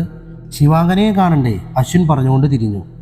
3 ദിവസങ്ങൾക്ക് മുമ്പ് കുളക്കാടന്മാർ ശങ്കരമംഗലം ഗ്രാമത്തിൽ കാലുകുത്തിയ രാത്രി. അശ്വിൻ സംഭവങ്ങൾ വിശദീകരിക്കുന്നത് ക്രിസ്റ്റോയും മക്കവും ഉണ്ണികൃഷ്ണനും കേട്ടുകൊണ്ടിരിക്കുകയാണ്. പ്രശാന്ത് മൊബൈലിലെ ഫ്ലാഷ് ലൈറ്റ് തെളിച്ചുകൊണ്ട് മുറ്റത്തുകൂടി നടന്നു. പിന്നീട് നിലത്തേക്ക് കുനിഞ്ഞ് എന്തോ നോക്കി. ഏട്ടൂസേ ഇങ്ങോട്ട് വന്നേ. പ്രശാന്തിന്റെ വിളി കേട്ട് 4 പേരും തിരിഞ്ഞു. എന്താടാ? ഉണ്ണികൃഷ്ണൻ വിളിച്ചു ചോദിച്ചു. ഇത് നോക്കേട്ടാ, ഇത് എങ്ങനെയാ വന്നത്? പ്രശാന്ത് ചോദിച്ചത് കേട്ട് 4 പേരും അവന്റെ അടുത്തേക്ക് നടന്നു. പ്രശാന്തിന്റെ മൊബൈലിന്റെ ഫ്ലാഷ് ലൈറ്റ് തെളിഞ്ഞു നിന്നിടത്തേക്ക് ഉണ്ണികൃഷ്ണൻ സൂക്ഷിച്ചു നോക്കി. ഏട്ട ഇതൊരു വിരലാണ്, സിലിക്ക കൊണ്ട് നിർമ്മിച്ച വിരൽ. ഏട്ടൻ കേട്ടിട്ടില്ലേ, ഈ സെക്സ് ഡോൾസൊക്കെ സിലിക്ക കൊണ്ടാണ് നിർമ്മിച്ചു വരുന്നത്. കണ്ടാൽ ഒറിജിനലായി തോന്നും, പ്രശാന്ത് പറഞ്ഞു. ആ ഏട്ടൻ പറഞ്ഞത് ശരിയാ, എനിക്കറിയാം, അക്കു ചാടി കയറി പറഞ്ഞു. ഉണ്ണികൃഷ്ണനും പ്രശാന്തും ക്രിസ്റ്റോയും അമ്പരപ്പോടെ അവന്റെ മുഖത്തേക്ക് നോക്കി. അല്ല, നിനക്കെങ്ങനെ അറിയാം സെക്സ് ഡോളിനെ കുറിച്ച്? ഉണ്ണികൃഷ്ണനാണ് ചോദിച്ചത്. അത് പിന്നെ നെറ്റിൽ തല ചൊറിയാനായി കൈ ഉയർത്തിയപ്പോൾ വീണ്ടും ഉരിഞ്ഞുപോയ മുണ്ട് പിടിച്ചുകൊണ്ട് അക്കു പറഞ്ഞു. നീ നെറ്റ് യൂസ് ചെയ്യുന്നത് ഇതിനൊക്കെയാണോടാ? ഞാൻ പ്രിയയെ ഒന്ന് വിളിക്കട്ടെ? എൻ്റെ പൊന്നു കുഞ്ഞേട്ടാ, ചതിക്കല്ലേ. അവളറിഞ്ഞാൽ കൊലപാതകം നടക്കും. കൊല്ലപ്പെട്ടിട്ട് പിന്നെ ജീവിച്ചിരുന്നിട്ട് കാര്യമുണ്ടോ? അക്കു പ്രശാന്തിന്റെ ചോദ്യത്തിന് മറു ചോദ്യം പറഞ്ഞു. എന്താണ്? കൊല്ലപ്പെട്ടിട്ട് പിന്നെ ജീവിച്ചിരുന്നിട്ട് കാര്യമുണ്ടോന്നോ? എന്തുവാടാ, കിളി പോയോ? ക്രിസ്റ്റോ ചോദിച്ചു. ക്രിസ്റ്റോ, ഇത് കവി ഭാഷയാണ്. അതറിയണമെങ്കിൽ സെൻസ് ഉണ്ടാകണം, സെൻസിബിലിറ്റി ഉണ്ടാകണം, സെക്ഷുവാലിറ്റി ഉണ്ടാകണം. എന്ത് സെക്ഷുവാലിറ്റിയോ? ക്രിസ്റ്റോ ചാടി കയറി ചോദിച്ചു. അല്ലടവേ, സെൻസിറ്റിവിറ്റിയാണ് ഉദ്ദേശിച്ചത്. ജസ്റ്റ് തങ്ക സ്ലിപ്പായി. അല്ലേലും മോനെ ക്രിസ്റ്റോ, നിനക്കൊന്നും അറിയില്ല, കാരണം നീ കുട്ടിയാണ്. ലാലേട്ടന്റെ മാസ് ഡയലോഗും പറഞ്ഞുകൊണ്ട് അക്കു തിരിഞ്ഞു. അക്കൂടാ മുണ്ട്, ക്രിസ്റ്റോ വീണ്ടും പുറകിൽ നിന്നും വിളിച്ചു. ഈ പുല്ല് ഭയങ്കര ശല്യമായല്ലോ, പോട്ടെ കാവടി. അക്കു കലിയോടെ മുണ്ട് പറിച്ച് തലയിൽ കെട്ടി. നിലത്തു നിന്നും കിട്ടിയ സിലിക്ക കൊണ്ട് നിർമ്മിച്ച വിരൽ പരിശോധിക്കുകയായിരുന്നു പ്രശാന്തും ഉണ്ണികൃഷ്ണനും. ഏട്ടൂസ് ഈ വിരൽ മാത്രമല്ല, നോക്കിക്കേ, നിലത്ത് ആകപ്പാടെ ചവിട്ടി നടന്ന പാടുണ്ട്. അത് നമ്മളിൽ ആരും യൂസ് ചെയ്യുന്ന ചെരുപ്പല്ല, അളവ് വലുതാണ്. പിന്നെ നോക്കിക്കേ ഏട്ടൂസേ, ചെളിയിൽ ചവിട്ടി നടന്ന പാടുതേ ആ സ്റ്റെപ്പ് കടന്നു പോയിട്ടുണ്ട്, പ്രശാന്ത് ചൂണ്ടിക്കാണിച്ചു. സംശയത്തോടെ ഉണ്ണികൃഷ്ണൻ മെല്ലെ എഴുന്നേറ്റ് അശ്വിൻ്റെ അടുത്തേക്ക് ചെന്നു. അശ്വിൻ, ഇത് നമ്മൾ വിചാരിച്ചതിലും വലിയ പ്ലാനാണ്. യക്ഷിയുടെ മറവിൽ എന്തോ വലിയ പ്ലാനിങ് ഈ ചന്ദ്രമംഗലം കൊട്ടാരത്തിൽ നടക്കുന്നുണ്ട്. ഒരിക്കലും തുറക്കരുതെന്ന് അവർ പറഞ്ഞ നിലവറ, അത് നമുക്ക് തുറന്നേ പറ്റൂ, ഉണ്ണികൃഷ്ണൻ പറഞ്ഞു. എല്ലാവരും ചന്ദ്രമംഗലം കൊട്ടാരത്തിന്റെ ഉള്ളിലേക്ക് കയറി. കുളക്കരയിലെ പടർന്നു പന്തലിച്ച് നിൽക്കുന്ന അരയാലിന്റെ കൊമ്പിലിരുന്നൊരു മൂങ്ങ നീറ്റിക്കൂവി. മന്ത്രിച്ച തകിടുകളും ചരടുകളും വലിച്ചു കെട്ടിയ നിലവറയുടെ വാതിൽക്കൽ കുളക്കാടന്മാരും അശ്വിനി നിന്നു. വലിയൊരു ആമത്താഴിട്ട് പൂട്ടിയിരുന്നു നിലവറയുടെ വാതിൽ. എല്ലാ ഹൊറർ സ്റ്റോറികളിലും ഹൊറർ സിനിമകളിലും കാണും ഇതുപോലെ ചരടും തകിടും വലിച്ചു കെട്ടിയൊരു നിലവറ. എന്ത് പ്രഹസനമാണ് പരശു? ഉണ്ണികൃഷ്ണൻ പ്രശാന്തിനെ നേരെ നോക്കി ചോദിച്ചു. ഏട്ടൂസേ, നമ്മൾ കാണാത്ത പ്രേതമോ? ഞാൻ ഒന്നിൻ്റെ കൂടെ 3 വർഷവും ഏട്ടൻ ഒന്നിൻ്റെ കൂടെ 6 വർഷവുമായില്ലേ ജീവിക്കുന്നു. അതിലും വലിയ പ്രേതങ്ങളോ? വലിച്ചു പൊട്ടിക്ക് ഏട്ടൂസേ, പ്രശാന്ത് ധൈര്യം നൽകി. ഉണ്ണികൃഷ്ണൻ തകിടുകളിലും ചരടിലും പിടിച്ച് ബലമായി പിടിച്ചു പൊട്ടിച്ചു. വീശിയടിച്ച കാറ്റിൽ കുളക്കരയിലെ അരയാൽമരം ആടിയുലഞ്ഞു. മിന്നൽ പിണറുകൾ ഭൂമിയെ നടുക്കി. ക്രിസ്സേ, താഴെ പൊളിക്കടാ, പ്രശാന്ത് അലറി. ജിപ്സിയുടെ സൈഡിൽ ഉറപ്പിച്ചിരുന്ന പിക്കാസ് ക്രിസ്റ്റോ എടുത്തുകൊണ്ട് വന്നു. പിന്നെ സർവ്വശക്തിയും എടുത്ത ആ പിക്കാസ് തലയ്ക്ക് മുകളിൽ ഉയർത്തി താഴിലേക്ക് ആഞ്ഞുകുത്തി. ഒരു ചെറിയ ശബ്ദത്തോടെ താഴെ അകന്നു മാറി. പ്രശാന്തും ഉണ്ണികൃഷ്ണനും ചേർന്ന് നിലവറവാതിൽ വലിച്ചു തുറന്നു. താഴേക്കിറങ്ങുന്ന 3-4 പടികൾ മാത്രമേ കാണാൻ സാധിക്കുന്നുണ്ടായിരുന്നുള്ളൂ. ബാക്കി ഇരുളിൽ മൂടിക്കിടക്കുന്നു. അശ്വിനൊരു എമർജൻസി ലാമ്പ് വേണം, കുറച്ച് പത്രക്കടലാസും, ഉണ്ണികൃഷ്ണൻ അശ്വിനോട് പറഞ്ഞു. ഇപ്പോൾ കൊണ്ടുവരാൻ ഉണ്ണിയേട്ട. അശ്വിൻ ഓടിപ്പോയി.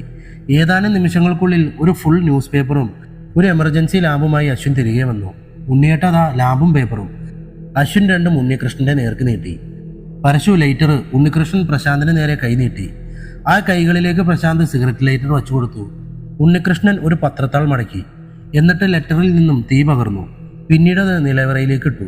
2-3 ആവർത്തി കൂടി ഈ പ്രവൃത്തി അദ്ദേഹം ആവർത്തിച്ചു. ഏട്ടൂസ്, എന്നതായി കാണിക്കുന്നത്? ഇതെന്തിനാ ഇങ്ങനെ ചെയ്യുന്നത്? പ്രശാന്ത് ചോദിച്ചു. പരശു, ഇതൊരു ക്ലീനിങ് പ്രോസസ്സാണ്. അശ്വിൻ പറഞ്ഞത് വെച്ച് നോക്കുമ്പോൾ വർഷങ്ങളായി തുറക്കാതിരുന്ന നിലവറയാണിത്. ഇതിൽ വായുസഞ്ചാരം കുറവായിരിക്കും. അതേപോലെ വിഷവാതകങ്ങൾ സൃഷ്ടിക്കാനുള്ള ചാൻസ് വളരെ കൂടുതലാണ്. അതുകൊണ്ടാണ് ഞാൻ പേപ്പർ കത്തിച്ചിട്ടത്. അങ്ങനെ ചെയ്യുമ്പോൾ നിലവറയിൽ വായുസഞ്ചാരം ഉണ്ടാകാനും വിഷവാതകങ്ങൾ നശിക്കാനും ഈ പേപ്പർ ഉപകരിക്കും. ഇനി കുറച്ച് വെള്ളം കൂടി നിലവറയിലേക്ക് വീശി ഒഴിച്ചാൽ പൂർണ്ണമായി നമുക്ക് ഇതിൻ്റെ ഉള്ളിൽ ഇറങ്ങാം. ഉണ്ണികൃഷ്ണൻ പ്രസാദിന്റെ ചോദ്യത്തിന് മറുപടി നൽകി. മര്യാദക്ക് സ്കൂളിൽ വിട്ടപ്പോൾ പഠിച്ചാൽ മതിയായിരുന്നു. അതെങ്ങനെയാ? ഓരോ തെണ്ടികൾ സ്കൂളിൽ പോകുന്ന വഴിക്ക് മാവും പുളിയും കൊണ്ട് നട്ടുവയ്ക്കും, വെറുതെ ഭാവി കളയാൻ, പ്രശാന്ത് പിറുപിറുത്തു. നീ വല്ലതും പറഞ്ഞോ പരശു? ഉണ്ണികൃഷ്ണൻ ചോദിച്ചു. ഇല്ല ഏട്ടാ, തോന്നിയതാകും. ഉണ്ണികൃഷ്ണൻ ഒന്ന് ഇരുത്തി മൂളി. ഈ സമയം ക്രിസ്റ്റോ ഒരു ബക്കറ്റിൽ വെള്ളവുമായി എത്തിയിരുന്നു. ഉണ്ണികൃഷ്ണൻ അതിൽ നിന്നും ഒരു കപ്പിൽ വെള്ളമെടുത്ത് നിലവറയിലേക്ക് വീശി ഒഴിച്ചു. പലവരും അയാളത് ആവർത്തിച്ചു. പരശു, നിന്റെ പിസ്റ്റൾ കയ്യിലുണ്ടോ? ഉണ്ണികൃഷ്ണൻ പ്രശാന്തിനോട് ചോദിച്ചു. ഉവ്വേട്ടാ. പ്രശാന്ത് ജീൻസിന്റെ പിന്നിൽ നിന്നും ഒരു പിസ്റ്റൾ വലിച്ചെടുത്തു. പിന്നെ അത് ഉണ്ണികൃഷ്ണന്റെ നേർക്ക് നീട്ടി. മാക്സിൻ ഫുള്ളല്ലേ? അത് കൈ നീട്ടി വാങ്ങുമ്പോൾ അദ്ദേഹം ചോദിച്ചു. ഒരു ഫുൾ ലോഡ് മാക്സിൻ പിസ്റ്റളിൽ ഇൻസ്റ്റാളാണ്. വേറൊരെണ്ണം ഫുൾ ലോഡ് കയ്യിലുണ്ട്. പ്രശാന്ത് പോക്കറ്റിൽ നിന്നും ഒരു മാക്സിൻ കൂടി കയ്യിലെടുത്ത് സഹോദരന്റെ നേർക്ക് നീട്ടി. അത് കയ്യിലിരുന്നാൽ മതി. നീ എമർജൻസി ലാമ്പുമായി താഴേക്ക് ഇറങ്ങിക്കോ, ഞാൻ പിന്നാലെ ഉണ്ട്. ഉണ്ണികൃഷ്ണൻ ലാമ്പ് പ്രശാന്തിനെ നേർക്ക് നീട്ടിക്കൊണ്ട് പറഞ്ഞു. പ്രശാന്ത് ആ ലാമ്പ് കൈ നീട്ടി വാങ്ങിയപ്പോൾ അറിയാതെ അവന്റെ കൈകൾ ഒന്ന് വിറച്ചു. പരശു, നിലവറയിൽ നമ്മളെ കാത്തിരിക്കുന്ന അപകടം എന്താണെന്ന് നമുക്കറിയില്ല. ഒരുപക്ഷെ മരണം പോലും നമുക്ക് മുമ്പിൽ പ്രത്യക്ഷപ്പെട്ടേക്കാം. എന്തായാലും പോരാടുക, അല്ലെങ്കിൽ മരിക്കുക. ഒന്നുറപ്പിച്ചു മാത്രം താഴേക്ക് ഇറങ്ങുക. മരിച്ചാൽ അതിന് കാരണമാകുന്നവന്റെ ഉயிருമായി നമ്മൾ മടങ്ങും. ക്രിസ്റ്റോ, അക്കു, നിങ്ങളോടും കൂടിയാണ് പറയുന്നത്. ഞങ്ങൾ എന്തിനും കൂടെയുണ്ട് ഏട്ടാ, മൂവരും ഒരേ സ്വരത്തിൽ പറഞ്ഞു. ഉണ്ണികൃഷ്ണൻ അശ്വിന് നേരെ തിരിഞ്ഞു. അശ്വിൻ, നീ പുറത്തുണ്ടാകണം. അസ്വാഭാവികമായി എന്തെങ്കിലും തോന്നിയാൽ മാത്രം ഇറങ്ങി വരിക. ഉണ്ണികൃഷ്ണൻ പറഞ്ഞത് കേട്ട് അവൻ യാന്ത്രികമായി തലയാട്ടി. അവന്റെ ചുമലിൽ ധൈര്യം പകരാനെന്നോണം തട്ടിക്കൊണ്ട് ഉണ്ണികൃഷ്ണൻ പ്രശാന്തിന്റെ നേർക്ക് കണ്ണുകൾ കൊണ്ട് ആംഗ്യം കാണിച്ചു. എമർജൻസി ലാമ്പ് തെളിയിച്ചുകൊണ്ട് പ്രശാന്ത് പടവുകൾ ഇറങ്ങി. പിസ്റ്റളിന്റെ ലോക്ക് റിലീസ് ചെയ്ത് ഏതു നേരവും പ്രയോഗിക്കാൻ തയ്യാറായി ഉണ്ണികൃഷ്ണൻ പിന്നാലെ നീങ്ങി. അദ്ദേഹത്തിന്റെ പിന്നാലെ ക്രിസും അക്കുവും.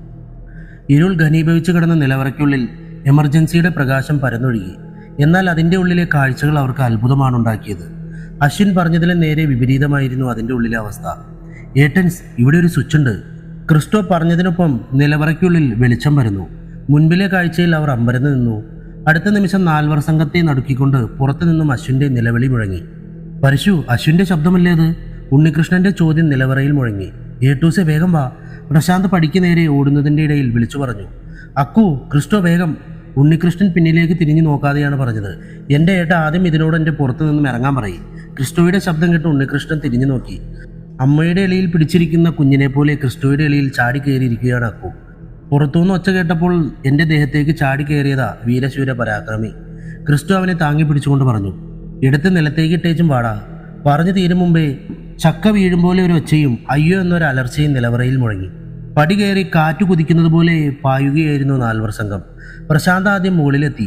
പിന്നാലെ ഉണ്ണികൃഷ്ണനും പിന്നാലെ സഹോദരന്മാരും എത്തി. 4 പേരും കൺമുമ്പിലെ കാഴ്ചയിൽ പകച്ചു നിന്നു. തങ്ങൾ നിൽക്കുന്നതിൻ്റെ ഏകദേശം 4 അടി മുമ്പിൽ അശ്വിൻ. അവൻ്റെ ഏകദേശം 2 അടി മുമ്പിൽ ഒരു ഭയാനക രൂപം. തറയിൽ നിന്നും ഏകദേശം 3 അടി പൊക്കത്തിൽ അന്തരീക്ഷത്തിൽ ആ രൂപം ഉയർന്നു നിൽക്കുന്നു. ഭയാനക ശബ്ദത്തിൽ ആ രൂപം ഉറക്കി അട്ടഹസിച്ചു. അടുത്ത നിമിഷം പിന്നിൽ നിന്നും വെടിപൊട്ടി. പ്രശാന്ത് ചെവി പൊത്തി തറയിലേക്ക് കുമ്പിട്ടിരുന്നു പോയി. അല്പനേരത്തെ നിശബ്ദതയ്ക്ക് വിരാമമിട്ട് പിന്നിൽ നിന്നും ഉണ്ണികൃഷ്ണന്റെ വിളിയൊച്ച മുഴങ്ങി. ഡാ പരശു! പ്രശാന്ത് മൂഢത്വം ബാധിച്ചതുപോലെ തലതിരിച്ച് സഹോദരനെ നോക്കി. ആരോ വെടിവെച്ചു, അവൻ പറഞ്ഞു. ആരോ അല്ല, ഞാനാണ് വെടിവെച്ചത്, ഉണ്ണികൃഷ്ണൻ പറഞ്ഞു. വല്ലാത്ത ചീത്തായിപ്പോയി. ആ ഒറ്റ വെടിക്ക് എൻ്റെ എതിലേക്കാ വെടി പോയതെന്ന് എനിക്ക് തന്നെ അറിയാൻ മേല, പ്രശാന്ത് നെഞ്ചി തിരുമ്മിക്കൊണ്ട് പറഞ്ഞു. നല്ല ധൈര്യമുള്ള അനിയന്മാര്. ദേ, നീ അത് നോക്കിക്കേ. ഉണ്ണികൃഷ്ണൻ മുൻപോട്ട് തോക്ക് ചൂണ്ടിക്കാണിച്ചു. അവിടെ മുൻപിലായി അല്പം മുമ്പ് അന്തരീക്ഷത്തിൽ ഉയർന്നു നിന്ന ഭീകരരൂപം തറയിൽ വീണ് കിടക്കുന്നത് പ്രശാന്ത് കണ്ടു. ഇതെന്നാ ഏട്ടാ? പ്രശാന്ത് അത്ഭുതത്തോട് ചോദിച്ചു. ഒരു പ്രേതത്തെ വെടിവെച്ചിട്ട് റെക്കോർഡ് കുളക്കാടൻസിന്റെ അക്കൗണ്ടിൽ കിടക്കട്ടേടാ പരശു. തോക്ക് വലങ്കയുടെ ചൂണ്ടുവിരലിൽ വട്ടം ചുഴറ്റിക്കൊണ്ട് ഉണ്ണികൃഷ്ണൻ പറഞ്ഞു. 4 കൂടി ആ കിടക്കുന്ന സാമാനത്തെ പൊക്കിയെടുത്തുകൊണ്ട് നിലവറയിലേക്ക് പോരെ. ഉണ്ണികൃഷ്ണൻ സഹോദരന്മാരോട് പറഞ്ഞുകൊണ്ട് നിലവറയിലേക്ക് തിരിഞ്ഞു നടന്നു. പിന്നെ എന്തോ ഓർത്ത പോലെ തിരിഞ്ഞു നിന്നു. എടുക്കുന്നതിന് മുമ്പ് ആ ട്രാൻസ്പെറൻറ്റ് വയറ് ഒന്ന് അഴിച്ചു മാറ്റിയേക്കണം. ട്രാൻസ്പെറൻറ്റ് വയറോ? അതെന്താ സംഭവം? അക്കുവിന് സംശയം. സിനിമയിലും ചില നാടകങ്ങളിലുമൊക്കെ ഫൈറ്റ് സീനുകൾ ചെയ്യാൻ സുതാര്യമായ ഫൈബർ വടം ഉപയോഗിക്കും. നടീനടന്മാരെ അന്തരീക്ഷത്തിലേക്ക് ഉയർത്താൻ ഉപയോഗിക്കുന്ന ഒരു വടം ട്രാൻസ്പെറൻറ്റ് വയറെന്നറിയപ്പെടും. ഈ രൂപം ഉയർത്താൻ ഉപയോഗിച്ചതും ഇതേ മെത്തേഡാണ്. ബാക്കിയൊക്കെ പിന്നാലെ പറഞ്ഞു തരാം. എടുത്തുകൊണ്ട് നിലവറയിലേക്ക് വാടാ. ഉണ്ണികൃഷ്ണൻ തിരിഞ്ഞു നടന്നു. നിലത്ത് കിടന്ന രൂപം 4 പേരും ഉയർത്തിക്കൊണ്ട് പിന്നാലെ നീങ്ങി. Mister Sivaprasad, mister John Felix and Anand Prabhakar. Perfect play. ഭയം എന്ന വികാരത്തെ നല്ല രീതിയിൽ വർക്ക് ചെയ്യിക്കാൻ നിങ്ങൾക്ക് നന്നായി അറിയാം. ഈ കഴിവുകൾ നിങ്ങൾ മലയാള സിനിമയ്ക്ക് വേണ്ടി ഉപയോഗിച്ചിരുന്നുവെങ്കിൽ ഒരുപക്ഷെ നല്ലൊരു ഹൊറർ മൂവി കിട്ടിയേനെ. അതും ഹോളിവുഡ് നിലവാരത്തിലൊരെണ്ണം. ഞാനൊക്കെ ഇവിടെ ഒരു സിനിമ എടുക്കാൻ പെടാപ്പാട് പെടുമ്പോഴാണ് നിൻ്റെയൊക്കെ അമ്മയുടെ. പരശു! പ്രശാന്ത് പൂർത്തിയാക്കുന്നതിന് മുമ്പേ പിന്നിൽ നിന്നും ഉണ്ണികൃഷ്ണന്റെ വിളിയൊച്ച മുഴങ്ങി. പ്രശാന്ത് ഓങ്ങിയ കൈയും പറയാൻ വന്ന വാക്കും പാതിയിൽ നിർത്തി ഏട്ടനെ നോക്കി. സഭ്യമായ വാക്കുകൾ മാത്രമേ കുളക്കാടൻസ് ഉപയോഗിക്കാവൂ. അതും ഇതുപോലുള്ള തന്തയ്ക്ക് പിറക്കാത്ത മക്കളോട് സംസാരമല്ല. ഇതാണ് നല്ലത്. പറഞ്ഞു തീർന്നതും പടക്കം പൊട്ടുന്നത് പോലെ ഒരു ശബ്ദമുയർന്നു. ഉണ്ണികൃഷ്ണൻ കൈ കുടയുന്നതും ജോൺ ഫെലിക്സ് അട്ട ചുരുളുന്ന പോലെ നിലത്ത് ചുരുണ്ടുകൂടി കിടക്കുന്നതും കണ്ടപ്പോഴാണ് എന്താണ് സംഭവിച്ചതെന്ന് എല്ലാവർക്കും മനസ്സിലായത്. അടി ചെയ്യും ഗുണം അണ്ണൻ തമ്മിയും ചെയ്യില്ല പരച്ചു. പിന്നിൽ നിന്നും ഉണ്ണികൃഷ്ണന്റെ ശബ്ദം മുഴങ്ങി. അശ്വിനെ ഫ്ലാഷ് ബാക്ക് തുടരട്ടെ. നിലത്ത് കൊടുക്കുന്ന ജോൺ ഫെലിക്സിനെ നോക്കിക്കൊണ്ട് അലക്സ് ജോൺ പറഞ്ഞു. അശ്വിൻ ബാക്കി കഥ പറഞ്ഞു തുടങ്ങി. നിലവറയുടെ പടവുകൾ ഇറങ്ങി താഴേക്ക് ചെല്ലുന്തോറും അശ്വിനിൽ അത്ഭുതം നിറഞ്ഞു. പൊടിയും മാറാലയും മൂടിക്കിടക്കുമെന്ന പ്രതീക്ഷ നിലവറയുടെ ഉൾഭാഗം ഒരു മൾട്ടി സ്പെഷ്യാലിറ്റി ഹോസ്പിറ്റലിന്റെ ഓപ്പറേഷൻ തിയേറ്ററിന് സമം ഒരുക്കിയിരിക്കുന്നു. റൂഫ് ലൈറ്റുകൾ, നിരനിരയായി അടുക്കിയിരിക്കുന്ന പല വിധത്തിലുള്ള സർജിക്കൽ ബ്ലേഡുകൾ, ഭിത്തിയിലെ വലിയ വാർഡ്രോബിൽ വലിയ ഭരണികളിൽ മനുഷ്യ അവയവങ്ങൾ, നിലത്തും ഭിത്തിയുടെ പല ഭാഗങ്ങളിലും ഉണങ്ങിപ്പിടിച്ചു തുടങ്ങിയ രക്തക്കറകൾ. ഉണ്ണിയേട്ട ഇത്? അശ്വിൻ സംശയഭാവത്തിൽ ഉണ്ണികൃഷ്ണനെ നോക്കി. കേട്ടുപരിചയം മാത്രമുള്ള അവയവ കള്ളക്കടത്ത് മാഫിയയുടെ നമ്മൾ ഇതുവരെ കാണാത്ത മറ്റൊരു മുഖം. A well planned operation, but why? ആ കളിയുടെ ഇടയിൽ നീ എന്തിനാണ്? ഉണ്ണികൃഷ്ണന്റെ സംശയം അതായിരുന്നു. ഉത്തരം കിട്ടാത്ത ഒരു ചോദ്യമാണ് ഉണ്ണിയേട്ട അത്. Y me? ആരാണ് ഇതിൻ്റെയൊക്കെ പുറകിൽ? അത് കണ്ടുപിടിക്കാവുന്ന ഒരു സംശയമാണ് അശ്വിനെ. ആദ്യം നമുക്ക് ഈ യക്ഷിയെ ഒന്ന് പോസ്റ്റ്മോർട്ടം ചെയ്യണം. ഉണ്ണികൃഷ്ണൻ സൈഡിലെ വാർഡ്രോബിൽ നിന്നും ഒരു സർജിക്കൽ ബ്ലേഡ് പുറത്തെടുത്തുകൊണ്ട് പറഞ്ഞു. പിന്നീട് അത് ആ ശരീരത്തിലേക്ക് മെല്ലെ ഒന്ന് വരഞ്ഞു. ഒരു തുള്ളി രക്തം പോലും പൊടിഞ്ഞില്ല എന്നത് മാത്രമല്ല, ആ ശരീരത്തിൽ നിന്നും ഒരു തരം ജെല്ല് പുറത്തേക്ക് വന്നു. Silica gel. പ്രശാന്ത് പിറുപിറുത്തു. പരശു, പുറത്തു കണ്ട വിരലിന്റെ ഉത്തരം നിനക്കിപ്പോൾ കിട്ടിയല്ലോ അല്ലേ? പ്രശാന്ത് മനസ്സിലായി എന്ന അർത്ഥത്തിൽ മെല്ലെ തലയാട്ടി. സിലിക്ക കൊണ്ട് നിർമ്മിച്ച മനുഷ്യരൂപത്തെ യക്ഷിയാക്കി മാറ്റിയിരിക്കുന്നു. ഉണ്ണികൃഷ്ണൻ കയ്യിലിരുന്ന സർജിക്കൽ ബ്ലേഡ് ആ രൂപത്തിന്റെ നെഞ്ചിന്റെ ഭാഗത്ത് താഴ്ത്തി. ബ്ലേഡ് എന്തിലോ ചെന്ന് തട്ടിയെന്ന് തോന്നിയപ്പോൾ ഉണ്ണികൃഷ്ണൻ ഒരു ചിരിയോടെ ആ കത്തി താഴേക്ക് വലിച്ചു. പിന്നെ ആ വിടവിലൂടെ കൈയിട്ട് ഒരു ചതുരപ്പെട്ടി വലിച്ചെടുത്തു. പിന്നീട് അത് തിരിച്ചും മറിച്ചു നോക്കിക്കൊണ്ട് അതിന്റെ സൈഡിൽ ഒരു ബട്ടൺ അമർത്തി. അടുത്ത നിമിഷം നിലവറയ്ക്കുള്ളിൽ ഭീതി ഉണർത്തുന്ന ഒരു അട്ടഹാസം മുഴങ്ങി.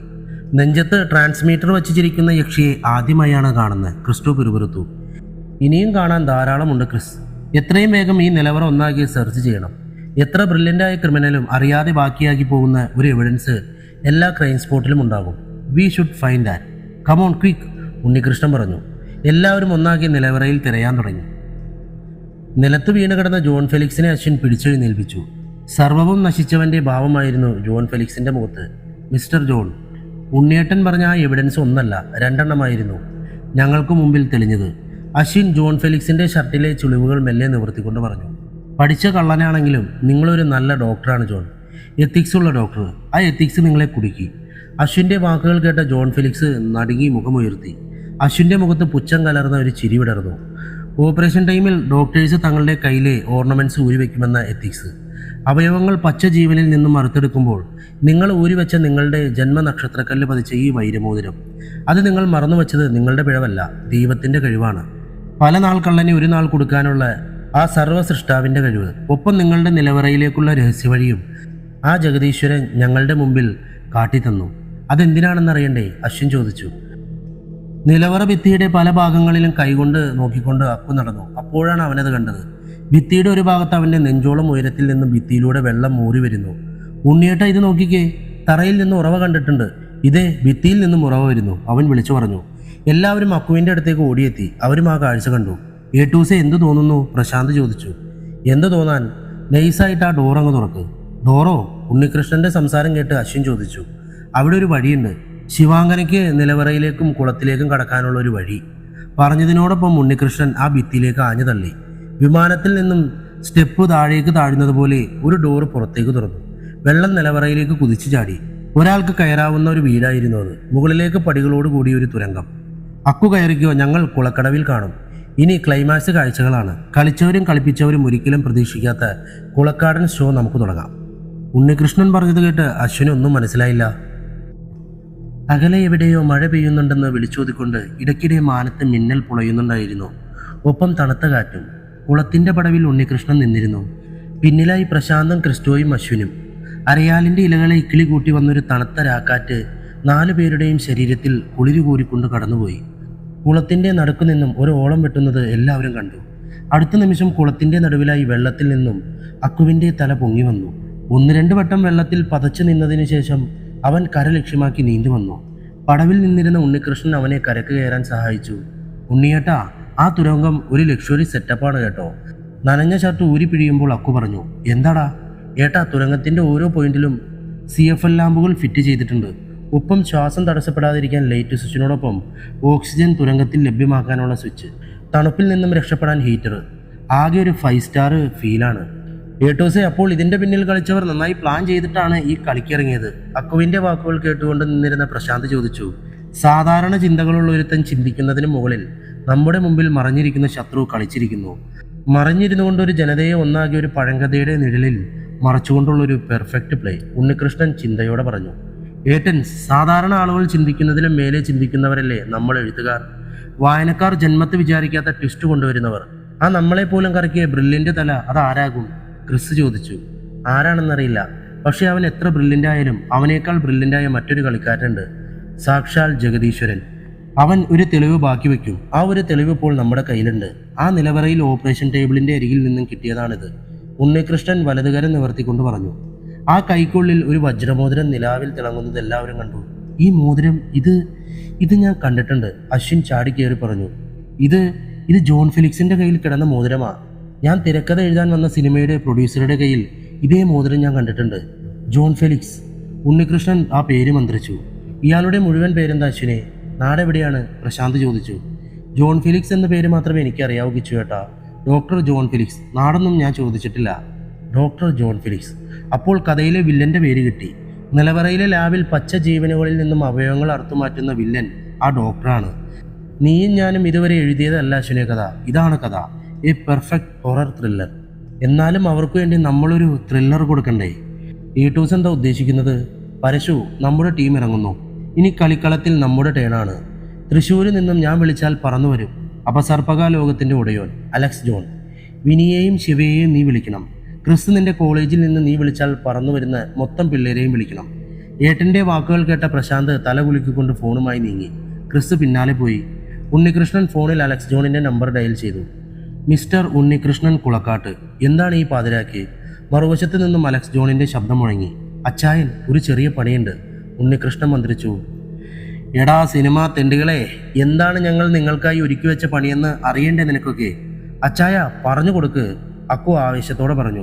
പരശു, ഒരു സിഗരറ്റ് തന്നേടാ. അലക്സ് ജോൺ പ്രശാന്തിന് നേരെ കൈനീട്ടി. അലക്സ് ആ കയ്യിലേക്ക് ഒരു പാക്കറ്റ് സിഗരറ്റും ലൈറ്ററും വെച്ചു കൊടുത്തു. പാക്കറ്റിൽ നിന്നും ഒരു സിഗരറ്റ് എടുത്ത് തീ പകർന്നുകൊണ്ട് അലക്സ് ജോൺ ഫെലിക്സിന്റെ മുൻപിലേക്ക് ചെന്നു. പിന്നെ കുനിഞ്ഞു നിന്ന് അയാളുടെ തല താടിയിൽ പിടിച്ചുയർത്തി. 8D മോഷൻ ഗ്രാഫിക്സിനെ കുറിച്ചും 12D പ്രൊജക്ടറിനെ കുറിച്ചും നിങ്ങൾക്ക് ഞാൻ പറഞ്ഞു തരേണ്ട ആവശ്യമുണ്ടെന്ന് എനിക്ക് തോന്നുന്നില്ല. ഡയമെൻഷൻ ഗ്ലാസിന്റെ സഹായമില്ലാതെ നേരിൽ കാണുന്ന വിഷ്വൽ ക്ലാരിറ്റി തരുന്ന ഒരു 12D ഷോ ആണ് നിങ്ങളിവിടെ കണ്ടത്. സിനിമാക്കാർക്കെതിരെ ഒരു സിനിമാ കളി. നിങ്ങൾ ക്രിയേറ്റ് ചെയ്ത ശിവാങ്കനയ്ക്ക് ഞങ്ങൾ രൂപം നൽകി. ശിവാങ്കനയായി ഞങ്ങളുടെ ശിവപ്രിയ പ്രശാന്തിന്റെ തിരക്കഥയിൽ അവന്റെ പെങ്ങളായ ശിവപ്രിയ ശിവാങ്കനയായി. കുഞ്ഞി, പ്രശാന്ത് വിളിച്ചപ്പോൾ അകത്തെ മുറിയിൽ നിന്നും ഗൗണിട്ടൊരു പൈശാചിക രൂപം പുറത്തേക്ക് വന്നു. പ്രശാന്തിന്റെ മുമ്പിൽ വന്നു നിന്ന ആ രൂപം മുഖത്തെ മാസ്ക് ഊരിമാറ്റി. ചുരുളം മുടിയും ഉണ്ടക്കണ്ണുമുള്ളൊരു സുന്ദരിയായി ആ രൂപം മാറി. നിങ്ങളുടെ കഥയിലെ ശിവാങ്കനയ്ക്ക് ഒരേ സമയം രണ്ടിടങ്ങളിൽ പ്രത്യക്ഷപ്പെടാമല്ലോ. അപ്പോൾ ഞങ്ങളുടെ കഥയിലെ ശിവാങ്കനയ്ക്കും 2 രൂപമുണ്ട്. ഉണ്ണികൃഷ്ണന്റെ നേരെ ഇളയത് പ്രശാന്താണെങ്കിൽ അവന്റെ ഇളയതും ശിവപ്രിയയുടെ മൂത്തതുമായ മറ്റൊരു പെണ്ണുണ്ട്, വിനിത എന്ന വിനി. ഉണ്ണികൃഷ്ണൻ വിളിച്ചപ്പോൾ അകത്തു നിന്നും മറ്റൊരു ഭീകരരൂപം പുറത്തേക്ക് വന്നു. ഉണ്ണികൃഷ്ണന്റെ അടുത്ത് വന്നു നിന്ന ആ രൂപം മുഖത്തു നിന്നും മാസ്ക് ഊരി മാറ്റി. വട്ടമുഖമുള്ള ഒരു സുന്ദരിയായി ആ രൂപവും മാറി. ഇന്റീരിയർ ഡിസൈനറായ എനിക്ക് ഈ കൊട്ടാരത്തിന്റെ പഴയ രൂപം നിലനിർത്തിക്കൊണ്ട് തന്നെ ഇന്റീരിയർ ചേഞ്ച് ചെയ്യാൻ ഏകദേശം 2 ദിവസമേ വേണ്ടി വന്നുള്ളൂ.